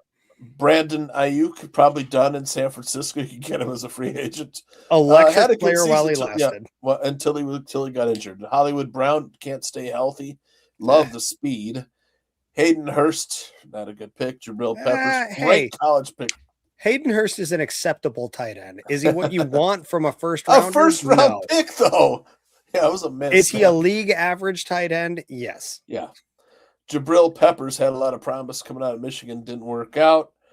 Artie Burns, Bears legend. Jabril Peppers, man, is he not kind of like the OG Travis Hunter? You know, guy without a position, just all the talent in the world, taking snaps everywhere, and then you're just like, what do we do with him? What are the chances Artie Burns' names gets mentioned and brought up twice in one podcast on this video? I still can't get, you know, every time it comes up, I can't get it. In Madden 2016, 2017, one of those years, he had a golden ticket card, an ultimate team, and it was busted, dude. It was so much fun to play with. They gave it to everybody for free, too, just to promote the program. It was so much fun. And then 2015, Shaq Thompson, who had a decent career, man. Didn't Shaq Thompson lead the league in sacks one year? There is, I don't know. That's a good question. The chat might have that. I feel like he did. I might be confusing him with a different former Broncos pass rusher, but I forgot with the Ian Cunningham going to the Falcons. Of course, Bears fans, this league brought up could the Falcons trade for Tyson Bagent? And what would we get? What could we get for Tyson Bagent? Why would they do that? Because they're not sad. They're cutting Kirk Cousins for cap space, and they need either a backup or competition or competent starter. I don't think it makes sense for them to trade for Bagent, and I don't think it makes sense for the Bears to trade Bagent. I agree, but what could you get for him? What could you get for him? New soda machine for the locker room? For Bagent, come on, Danikin, realistic. A third round pick, fourth round pick, fifth? Probably fifth. Sixth. It's not worth. It's not to me. You don't trade him unless you're getting a third or fourth round pick. Yeah. There is no way you're getting a third or fourth round pick. I don't think you get that because he is not proven, bro. He's not proven to do anything. I mean, he played well in the preseason, and the Bears. It's a good feel-good story where he got paid money and things like that. But Brett Favre was a second round pick, and he was unproven. Yeah, but Brett Favre was well known. Tyson Bagent, and he had all the measurables in the world. Tyson Bagent on film does not have the same kind of measurables. His intangibles are there, but his measurables Flynn are not. Get backup quarterback went to the Seahawks? What did Matt Flynn get? What did they give up for Matt Flynn? The Seahawks. Matt Flynn had one game on tape. So did Rick Meyer. You know, if you want to go down that route, Bagent's got 4 games on tape. And his best pass in any of those games is a drop by Velus Jones Jr. Who's got a Super Bowl ring now, Zim. That's he sure does. He sure. Hey, and he made 2 really good plays in that Super Bowl too, honestly. So I wanted to hate on him. I was so prepared to be like Velus Jones hater coming out of that game. I was like, dude, damn, that was a really somebody good gave up a first round pick for Matt Flynn. I know it was a different time in the NFL though. They didn't give up any picks for him. He signed as a free agent. For Matt Flynn, did they? You sure? Matt Flynn signed as a free agent. Now Rick Meyer on the other hand. It's a lot of guys that have. It's a lot of guys that have put. There's a lot of guys that, a decent. Yeah, you know what I mean. But I look at like guys like Kevin Cobb, Matt Flynn. What did what did the Jaguars give the Packers for Mark Brunell? It was a second round pick, wasn't it? Third, fourth, somewhere around. I don't remember what it was. But. I don't know. These guys were all more proven than Tyson Bagent, though. I'm just saying, it's possible. I don't think it's possible. Anything's possible. I think it's more possible. In terms of betting, Tooch, because you handle some of that stuff, would you put your money on the Bears getting a third or fourth rounder? Let's say third or fourth. I think it could happen. Do I think it's likely? No, I would say maybe a 5% chance. Who is likelier to fetch a higher draft pick in a trade? Kirk Cousins or Tyson Bagent? Kirk. Yeah, maybe. I think Kirk objectively, even with his much larger contract and his much older age, would fetch a higher price in a trade. It's the contract is ginormous, you know. No team's gonna. I don't think the Bears come anywhere close to. Speaking of, why would you trade for? Why would you? Let's put it like this: would you rather trade for Tyson Bagent or would you trade for Justin Fields? Well, we're Bears fans. We know. I mean, we are as Bears fans. We know who's going to make the right throw. Somebody else in the league, right? Yeah. Somebody else in the league. If you're looking, I mean, let's just from a talent perspective, let's just be honest. Bagent or Thank you, Fields? D-Star. And you're going to This trade? is what I'm getting at. Cunningham values Bagent more because he can make Cunningham look good right away. Cunningham didn't get this job because he's going to go bring in all his buddies. Bagent is not proven, people. And here's the thing. Cunningham's going to call up Poles, and he's going to say, what do you want for Bagent? And Poles is going to go, I thought we were going out but for it's drinks highly later. likely that he goes out there and he doesn't play well. It's highly likely. I agree. He could bomb, too. But you talk about boom or bust position. It's still the most premium position in the NFL is quarterback. Yeah. All right.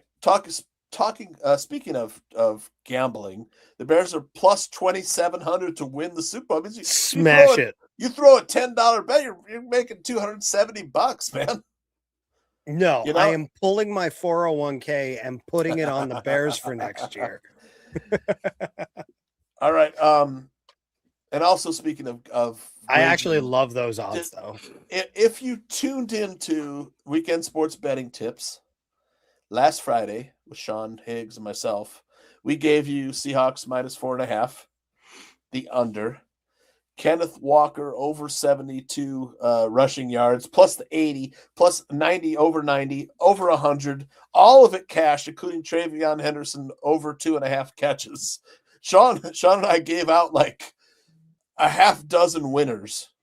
So it was a good weekend for both Sean and I wagering on the Super Bowl. All right. Way too early power rankings. Were the Bears disrespected, fellas? Yes. Danikin, we're sitting at 10th. I know we're top 10, but well, I guess who's ahead of us? The Eagles? The Eagles. Where are the Packers? Packers are at 14. There was another one though, where the Packers were 7th and the Bears were going to find that one. I think I grabbed the wrong one. Yeah, fellas. I saw that one.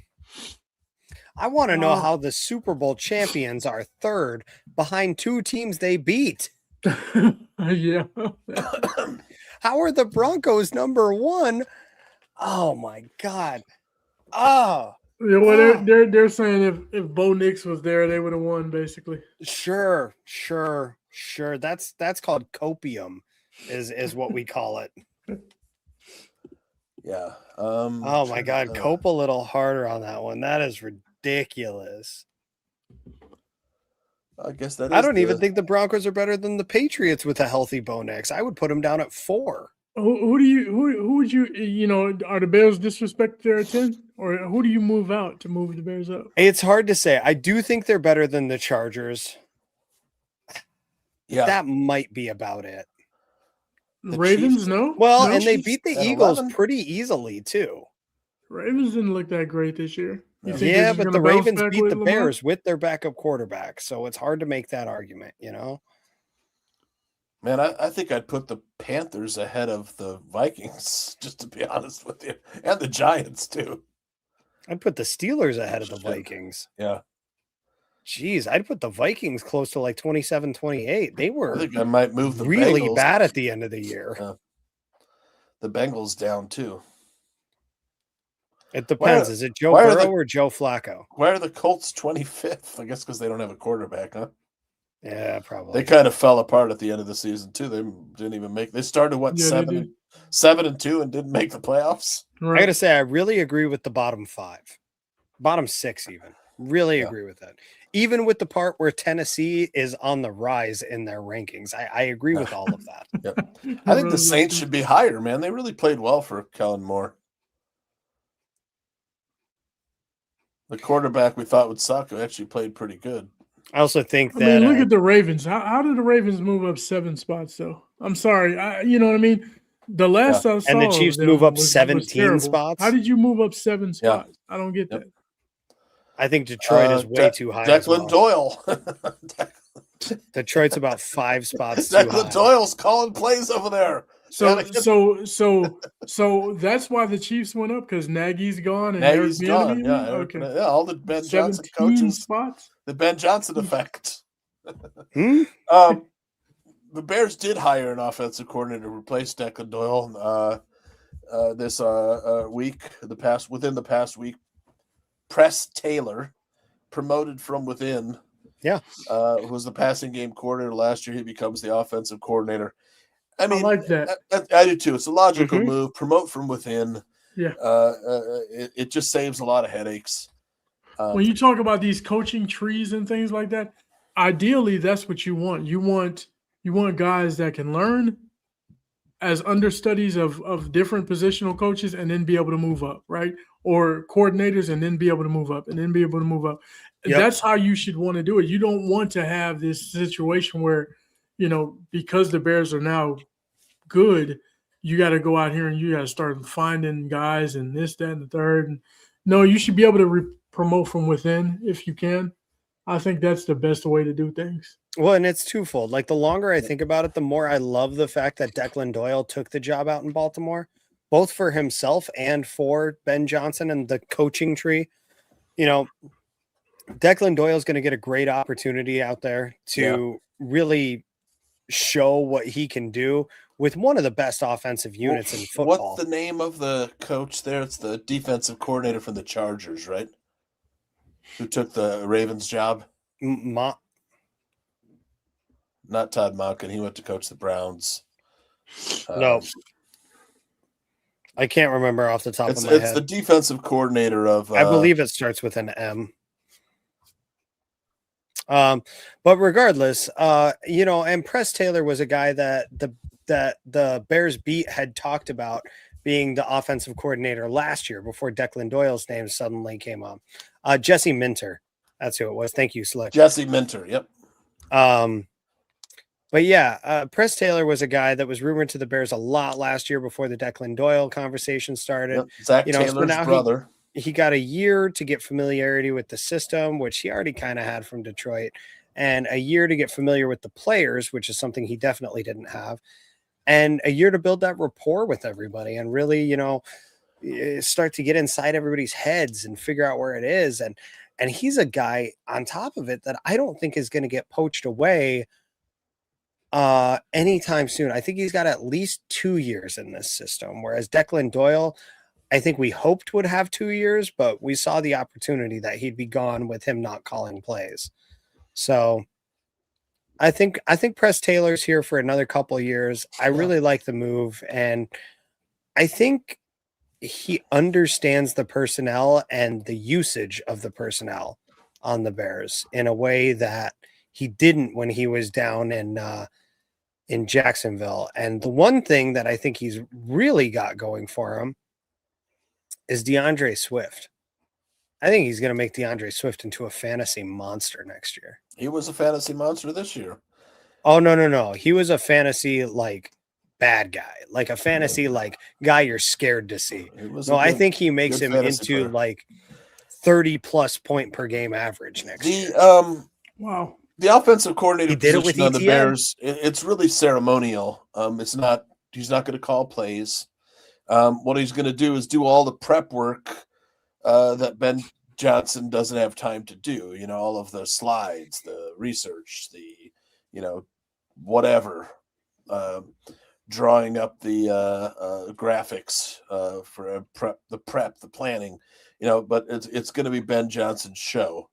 What do you think about this? We're not winning the Super Bowl this year. We came 3 points away from making it to the NFC Championship. Yeah, we would have had to play the Seahawks, but we were close. Danikin, were we close to getting to the Super Bowl? Yeah, I think they were close. They were closer than what most people would think. And you could say we were 1 game and 3 points away, really, from getting to the Super Bowl and beating the Patriots. Yeah. I would say even more so than 3 points away, just a couple of decisions away. Yeah. Yep. I think if a couple of decisions were made that were different in that game, the Bears win that game. Like not kicking a field goal when the score was 0-0. Yep. Then you can't blame any of the players for that. There's one person who's blamed for that. There was some. He's a rookie head coach. He was a rookie head coach. And that's the thing, But the Bears, like we said, we said in previous podcasts, the Bears proved to be who they were, which was a young team with a young coach, and they needed to learn some things. And if they were just a couple of decisions that were made differently, I think the Bears would have won that game. And they're, they have a real good possibility of winning the Super Bowl at that point. We can't convince Yiman Trip 3336. I'm fine with it. Danikin. We were close. Yeah, the defense played awesome those last two games, man.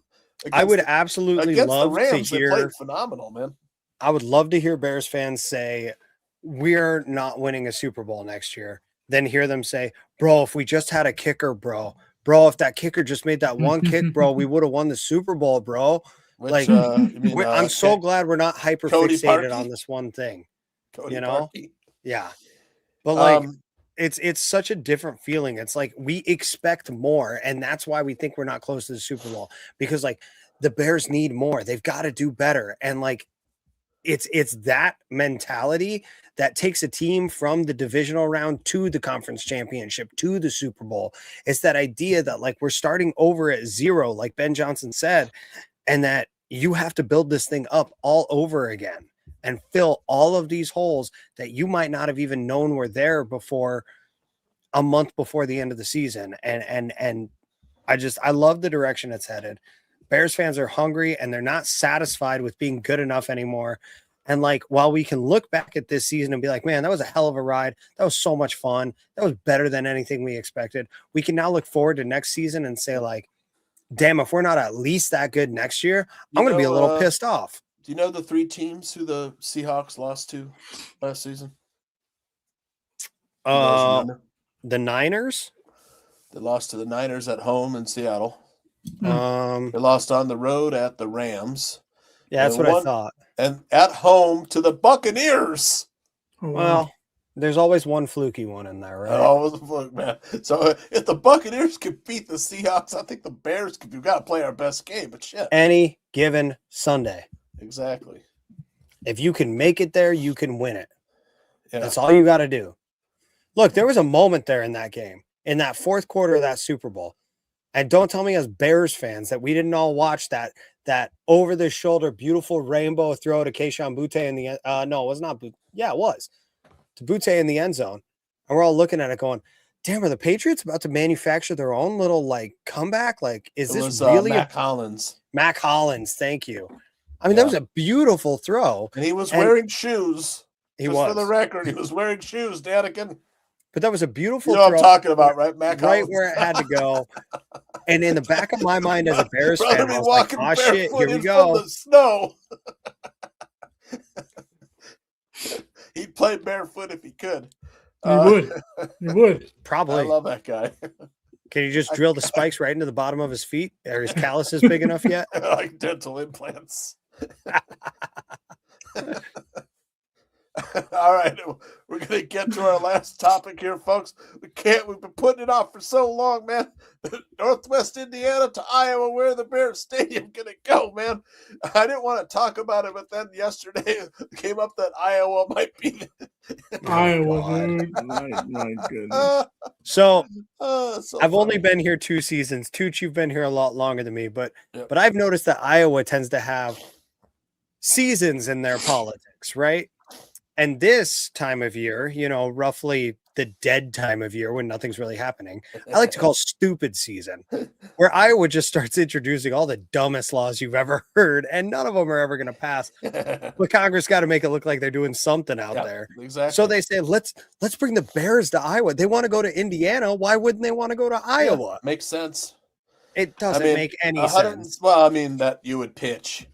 I mean, It doesn't make any sense. The only reason Indiana's in contention for this position is because they're still in the Chicagoland area. Right, I agree. Right? They're never coming to Iowa. As Greg Braggs would dig his heels in the ground and argue with you all day long, it's the region, and the region is all that matters, right? Iowa is not part of the region. Correct. Iowa is not even a blip on the map in the eyes of most Bears fans. They're looking for some kind of, professional team.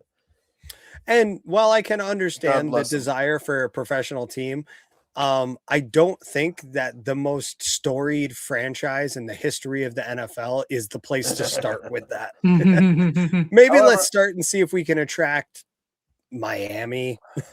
Yeah. I mean, and that's the reason. I mean, it was never going to be the Bears, but could the Iowa get it? If Jacksonville could get a freaking NFL team, man, Central Iowa could get one. Yeah, why not? Well, it brings up this awesome argument that I saw that started floating around, which is rather than having all these international games, or maybe even in addition to having all these international games. I like this thought. Yep. What if the NFL started hosting games in these states that don't have an NFL team? Yeah. They started hosting games in college stadiums like Iowa State, Iowa, Nebraska at Memorial Stadium that can hold 100,000 fans. You know, throwing some games down in Wichita, or excuse me, Manhattan, Kansas at Kansas State. Throwing some games out in Oregon, you know, like, why wouldn't we do that? That's a great way to grow the game internally. You know, I understand all the international initiatives. The halftime show was a perfect representation of that, trying to grow the game internationally, but growing it here at home is just as important too, I feel like. And I think this would be a great opportunity to do that. Why not go play a game in Delaware? You know? I agree. This is not my idea. I can't take credit for it, but I think it is a great one that deserves more attention than it's gotten. Yeah, I agree with that. I agree with that a lot. That's you know, it would also make it easier too for some of the fans who have those tickets. Some fans maybe they don't want to go across the seas, you know, to Germany and watch a game there. They'd more, you know, likely be able to go somewhere close by. You know what I mean? So those are all things. Yeah, absolutely. I don't, you know, the time difference and all of that. I mean, it's a lot of different things that would solve issues. My fantasy, I wouldn't forget to set my lineup one morning and when there's a 9 a.m. game in Europe or whatever. Oh, it's brutal. You know what I mean? Yep.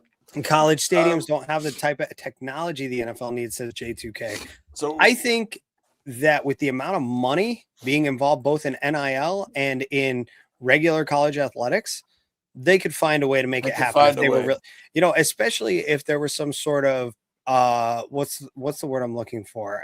I want to say profit sharing, but that's not what it's called at the NFL level, but some sort of revenue sharing. That's what it is. If there was some sort of revenue sharing at the NFL level for that sort of stuff to come back on the stadiums, it would make sense. I mean, and that's the other thing. What NFL stadium has the capacity of some of these college stadiums? You know, Memorial Stadium just jumps out of my head because it's right here in Lincoln, where it's 100,000 plus if you go standing room. Yep, 100,000 people. 100,000. Stadium holds 100,000 people. I can't think of one. Yep.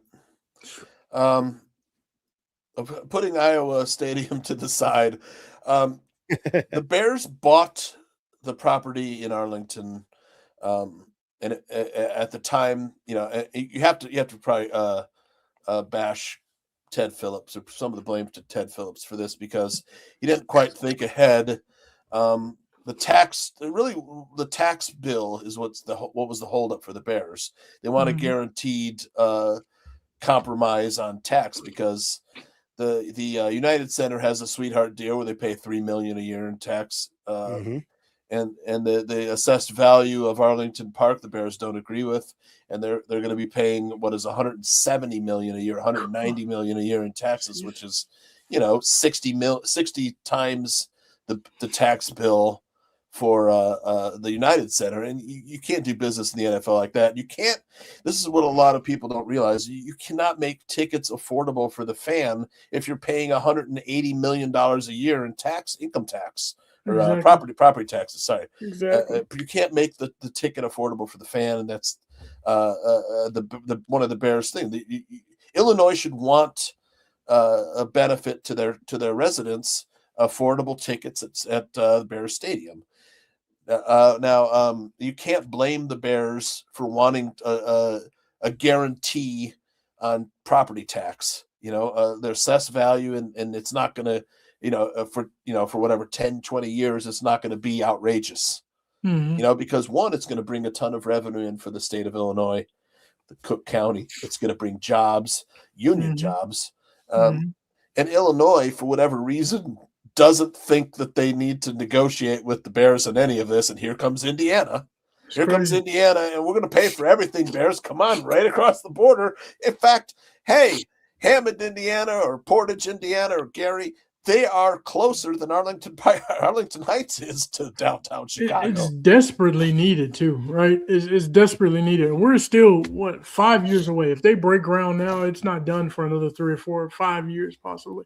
Yeah. So you know what I mean? You're still years away from this. You're talking about being into Caleb's second contract probably by the time the deal What a gets, shame. Exactly. shame. You see Yep. what I'm saying? What a shame. So and they're dragging their feet, and the city is The Bears want to break ground this year. Yeah. Yes. Everybody's dragging their feet though, but the city more so than anybody, because they have the Bears over the barrel with this stupid. So I love Soldier Field, but it's a situation where it's like the Bears don't make their money off. But the of Bears it, aren't like asking, every other Foster. team. And then not only that, but the Bears have the smallest stadium in Yes, the in the NFL. This is NFL. a charter franchise of the NFL. We actually gave other people money to start their franchises. You see what Just I'm call saying? them. Other The owners- Packers don't exist Packers- without us. Exactly. They don't exist without the Bears. All right, look where we are, Danikin. And Dead that's last. Dead last in last. attendance because we got the smallest freaking stadium in the NFL. Dead last. Not because people don't, because I'm on the waiting list. I can't get season tickets. You see what I'm saying? So it's not because people don't want to go to the games. It's because we got the smallest stadium. Mm-hmm. Yep. Look at the Cowboys, man. All the things that we could Almost doubled.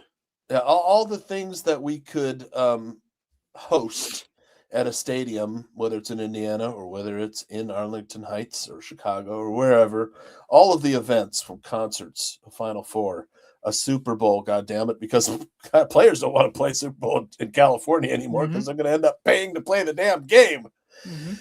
But I want to get your guys' thoughts on what are the percentage do you think Arlington Heights, Northwest Indiana? Oh, can we throw Chicago in the mix too? Sure, why not? Because I would go 40% Arlington Heights, 40% Chicago, 20% Indiana. I think there's a legitimate chance. Is really Indiana interesting. happens. I'm 50% Northwest Indiana, 40% Arlington Heights, and 10% Chicago. If it's Wow. 2 or 3, You're 50% right now, I'd be Indiana? 50. Yeah, because the sweetheart deal. The deal is so fucking sweet. They're paying. Indiana's paying for everything. Yeah. The Bears don't want to leave Illinois. I know, but I mean, that It's a plays Chicago so land heavily area, into though. it. Danikin, you're a business owner. If you Yeah. let's say you're a business owner, well, what do you do, man? I'm like, who's giving me the sweetheart deal, man? This is not a business owner. This is a man who owns a money printing machine. There's a big difference. Yeah, I mean, do you want your money to be printed in the place that you love, or do you want your money to be printed in a place that feels a little dirty, but they give you what you want? Arlington I don't Heights care. is At that point, fantastic- money a is money fantastic green. location. A fantastic location. I mean, there's 325 acres to do whatever they want. Parking. There's a train. George there's a Hallis train is there. different, man. George McCaskey is different. And that's the thing that I don't think is being considered in all of this. If he wasn't different the way that he is, this stadium's already broken ground in Indiana. I don't know. Genuinely. Not yet, because I don't think they have everything. No, they would have explored fully- this option 2 years ago if that was the case. Well, 2 years They ago. want to but keep 2 this years ago, thing in you- Chicago. They're or in not going to Illinois. explore that 2 years option ago, until yeah. it's like, Exactly. They ran into an impasse with Cook County. There is in the state no of shot. Illinois. There is no Don't- shot that the don't forget- Indiana government has put this together this quickly. Oh, Government doesn't work that fast. They're- Period. You got If you're Illinois in a government, situation yes. where Other states are a little quicker. where you want to make some money, at the end of the day, that's what it's about. It's about making money. And listen, man. and while Indiana's they're gonna footing give the Bears bill, they're going to everything. make a lot of money, and their people are going to benefit from that. Which is why I wanted them to stay in Chicago, because I wanted the people in Chicago to benefit. I wanted the businesses, the bars, restaurants, hotels, all of that to benefit from it. Yep. Even the surrounding communities and things like that. But the Bears are, it's too much politics you can't blame involved. the Bears for wanting to leave Chicago if other places are going to give them sweetheart deals. Man, it could be more. It could be 60% Arlington Heights and 40% Northwest Indiana. I don't know. I just think that I think Northwest Indiana is more than just a leverage, because the deal is freaking sweet. From a money standpoint, it makes a lot of sense. Yeah. I firmly believe that Kevin Warren has been working the Indiana angle since the day he got in the office for the Bears. Yep. I think so, because he saw where this was all headed. He did, with how quickly he put together the Minnesota stadium. There's no way he hasn't been working some angle on all of this for years. I mean, he's only been with the organization for 2-3 years at this point, but Cliffy, you're a real estate agent. How can they not know what the property taxes are going to be, bro? They know what it is. They know what all of it is. They just don't believe that you do. And so therefore they can keep this conversation going.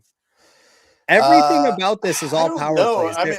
Everything that's been released is all a power play. This is all logistics. This is all leverage. This is all the city and the team trying to leverage what they've got to get what they want. The big thing is the property taxes. That, no question, they can't run a business paying $200 million a year in property tax. They're not going to make any money, man. No. And you can't give the fans an affordable experience. Yeah, you're talking about everything. Only the rich are going to the game. Concessions to everything. Yeah, exactly. Everything is going to go crazy through the roof. And then the state of Illinois or the city of Chicago or Cook County, one of them wanted to pay for renovations to whatever's left on the balance. The Bears have already fulfilled their obligation. For some reason, they want them to pay some more, like $350 million in back owed. It's interest on the project. I think that wasn't paid timely enough or something. I can't remember exactly who put it that way, but there's some back interest and funds that have to be paid off from the original Soldier Field renovation. The Bears like, hey, we already paid y'all, man. We lived up to our end of the bargain. But Arlington Heights, there'll need to be some infrastructure, whether it's on site, and that's the thing. There's going to be other, mixed use bars, restaurants, shopping, whatever, casino, hotels. That's going to take some infrastructure on the property, and then the surrounding roads. There's going to have to be maybe on game day they're going to have to increase the amount of trains that run to Metro trains that run to the stadium. The funny thing is though is I look at other teams, right? There's a lot of people were just up in arms about Chicago, Arlington Heights. I didn't want them to leave, but it's for my personal reasons because I'm from Chicago, right? And I'm like, I feel like the people there should benefit from having this team in Chicago. Yep. And I don't want Arlington Heights to get all this benefit and Chicago not get it. So that's the thing. But at the same time, there's tons of teams where they don't play where they're from. Yeah. New York. Yep. East Rutherford, Jets, New Jersey. Exactly. It's in New Jersey.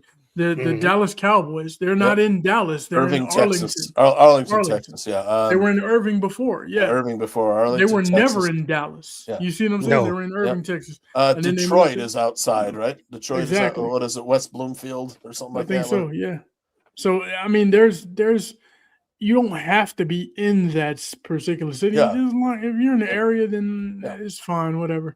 You know what I mean? Yep. Arizona is Glendale. It's not Phoenix. Exactly. Selfishly, I really want them to stay in the city. They've got the plot right next to the stadium that they could build on. Agreed. It's the most iconic stadium as far as views and pictures and all that. On the in lake? sports. not yeah. in football, but in all of sports. I mean, I'm talking internationally. Yeah. It is one of the best stadiums made a in pitch. the world. Initially, Waukegan made a pitch before they So bought Arlington. That's why selfishly I wanted to stay there. I think PZ made a great point in the chat about practicing in Northern Illinois, but playing in Northern Indiana. It got me looking, the longest distance between where a team practices and where they play is down by Danikin in Georgia, where they practiced about 50 miles away from where they play. Yeah. But the stadium's in Atlanta, no? It is. Yeah, the stadium's downtown, yeah. But the Bears would eclipse that. Minnesota doesn't play in Minneapolis. They're in Bloomington. The Bears San Francisco plays in Santa Clara, California. Should they move to Indiana, the Bears would now have about a 70-mile trip from their practice area from Hallis Hall to correct. Right. That's to why the new stadium. That's why they want to do that's an insane trip. That's why they want to do Arlington Heights because it's only about 20 miles away. Lake Forest. It's from where they are now, it's a stone's throw away, all things considered. The other one would almost be a road game. So That's it. I mean, I wonder. Actually, that's a great question. Lake Forest to Lake Forest to Hammond, Indiana, or where are some of the sites? It's Whiting, Portage, Whiting, Indiana. They have some sites. I don't know exactly. Wolf Lake. Yeah. Let's see. How long exactly, Slick? Wow. Bears politicians thought they had leverage over the Bears. The plane ride to Detroit would actually be shorter than the bus ride to Indiana. That's kind of insane. Well, they could fly to Gary. They could. They could. I don't know why they would, but they could. Yep. Gary. How big of a plane do they need? I mean, you got to get staff, you got to get team, you got to get equipment. It's a lot. It's more than you would think. It sure is. However, I don't know what's there's a Lake County airport up there, right? I believe so. So I mean, stop trying to make Indiana happen, Tooch. I'm just saying they could just fly. They could make a few trips, man. Staff, players, equipment. Equipment could go in the trucks. That's it. And to make up for all those plane rides, you and I have to use paper straws for the next 6 years. Right.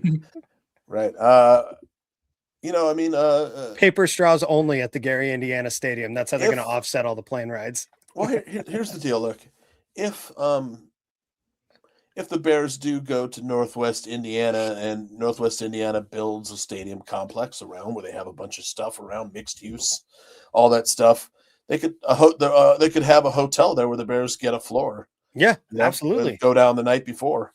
Absolutely. Night before the game, No, I mean the district, like creating Bears Town, in Arlington Heights, I think is ultimately the way they'll go. Yeah. Just because of what it all entails. It creates a multi-billion-dollar income stream, revenue stream for the Bears. In addition to building a stadium, in addition to giving the state of Illinois a place to hold, your 7A and 8A state champions, a place to host your Final Four events, a place to host a potential Super Bowl, and if all of your infrastructure is there the way that we saw in those initial renderings that they put out, like 2 years ago at this point, building an entire town centered around the Chicago Bears, it would really be something that would bring a lot of value to the city, to the team, to the state, to the fans, and that's why ultimately I think that Arlington Heights is where they end up. I think that the sales pitch for Chicago is still very enticing. I think it's something that the Bears have open ears for, should it be a perfect situation, but it would literally have to be somewhere down by the stadium campus. Yeah, it would have to be a perfect situation for them to do that, I think. I think Indiana is mostly just leverage. I really do. I'm not saying it's impossible. I really think that there's a point where the Bears say, fuck it, we're done. I'm over this shit. We're moving to Indiana. I think there is a legitimate point where they get there. But I think that it would be more of the Bears no longer wanting to negotiate with Illinois than Indiana truly creating such a sweet deal that they couldn't refuse. I think that to put it in a way, Arlington Heights, Illinois in general, is the girl you really want to score the date with when you're at the bar. Yep. And Indiana's her friend that you know is a sure thing, but like that's your last ditch effort, man. All right, you heard it here. Any last thoughts, guys, before we get out of here? I think that's it for me. All right. Well, how about Good some coverage. Shout outs. Yeah, shout out to take the time to shout out to Fitz, man. Hope you feel better. Yeah, I know he's been a little Fitz, bit under the weather. Fitz is sick tonight, Barflies. Yeah, sorry about that. Shout out to him. We're looking forward to seeing him next week, hopefully, if he can get back. And then, of course, shout out to the Podfather. We miss you, man. Hopefully you're doing all right, man. I wonder if the Podfather's listening tonight. He probably is. Okay. If not, he'll probably check it out later. Yep. I'm sure. But yeah, shout out to the Podfather for sure. And shout out to Bears fans in general, man. We had a good season. Yeah. I'm still stoked about it. We just getting started. We just getting warmed up with this offseason. It's about to get thick. It's about to get heavy. It's about to get fun. You know what I mean? We got draft stuff coming up. We got all this stuff. So, man, continue to lock in, tune in. It's going to be a blast. We're going to have fun talking about this over the next couple of weeks. I promise you that. In bar lights, you looked all right, Zim. That's right. That's how Indiana's looking these days. Indiana's the girl you take home and you have a great time with, and you wake up the next morning and go, "Oh fuck, we really did that." Yeah, never regret that 2 a.m. girl, fellas. I'm with you, Sarah, man. Hey, you can't regret her if you kick her out by 4 a.m. Right on. All right, Zim, you did your shout outs yet? Or just a shout out to everybody out there, man. Everybody listening who makes this show a blast. You know, guys who come on like Swifty, you know, Fitz, our regular co-host, guest, whatever he's on this show. He's a personality alongside us, and we miss him when he's not here. That's for sure. Yeah. You know, Aldo, I hope that you're getting better as well, man. Hopefully you rejoin us again at some point this off season, and we'll go from there. And a shout out to any and all interested guests who might want to come on in the future. Yeah, I got a line. Please don't hesitate, guys. If you're interested in joining us, you know, the worst we can say is no. That's not true. The worst we can do is ridicule you and say, but we probably won't do that. And laugh and then point again and laugh again. All right. But yeah, guys, just a big shout out to all you guys, and a big shout out to all our friends and family, man. You know, they support us all doing this. A few of mine listen in here and there, you know, whether they care about the Bears or not, they know that we care about what we do, so they want to support us, and that's a big deal for me because you know, it's hard to find real ones that really support you like that. So 100%, man. I got to shout out my two co-hosts for keeping it with me, keeping it real here, keeping it together. Well, I'm trying to throw together some topics and stuff. It wasn't always smooth and stuff, man. I gotta, you know, it's hard to run all that stuff. And then the chat room was fantastic again tonight. As always. Yeah. As always. Yep, they had it for us, had it going on. I got to shout out Sean Higgs, my partner on Weekend Sports Betting Tips, who you guys were hot this week. Did not have to come on and do a show, but he was like, "Yeah, man, why not? Can you do 8 o'clock?" So yeah, let's do 8 o'clock Friday night. And man, gave out so many freaking winners, man. I was like, every bet he gave out won, man. I was like, wow. I'm getting off the show here, and I'm putting in the Kenneth Walker ladder, man. You know, and then you know, just playing, you know, every 10. 70 yards, 80 yards rushing, 90 yards rushing, 100 yards rushing, 110 yards rushing. And man, the odds, you know, as you get up there, it's just like, I love when the ladder works, man. It's so much fun. Mm-hmm. And then, you know, Seahawks -4.5 was like, you know, it was no sweats. You know, the under got a little sweaty towards the end, but still cashed. And then he had some Travion Henderson. He gave out field goal kicker to over 2 field goals for Myers. Wow. Yeah, so everything. I don't know if he missed at all. That's pretty good. You know, so me and him broke it down and you know, agreed that those were the best plays. So really good Super Bowl, a lot of fun. Catch us here next week. I don't think I have any weekend shows. I know catch Draft on Tap's going to be starting real soon. Aaron Current will be hosting with Danny Shimon. I'm trying to get those two guys on here if they want to promote the show for some draft talk. J2K will come on with us for some draft talk too. I'll see what Barrelissimo is doing. Neil Stopchinski, once he gets his research done, is always a good one. I'd like to have Bearski on. He did a really great documentary on the season. If you haven't seen it, check it out on his YouTube channel, Bearski Film. I narrate the Bears and 49ers game. So you can check it out, man. It's a professional documentary on this season. If you haven't seen it, man, it looks fantastic. It's great. His directing and montage. I'm gonna check it out tomorrow. So good. Bearski Films a recap of the season, the documentary on the Bear 2025 Bears. That's it, man. Let's get out of here. Big day for once kept Danikin up way too late. I'm good, man. I'm all right. All right. I'm all right. Catch you guys next week. Message me in the DM for any other topics or anything we'll talk about next week. For sure. You got it. For sure. We All got right. you. Good night. No, take it easy. All right.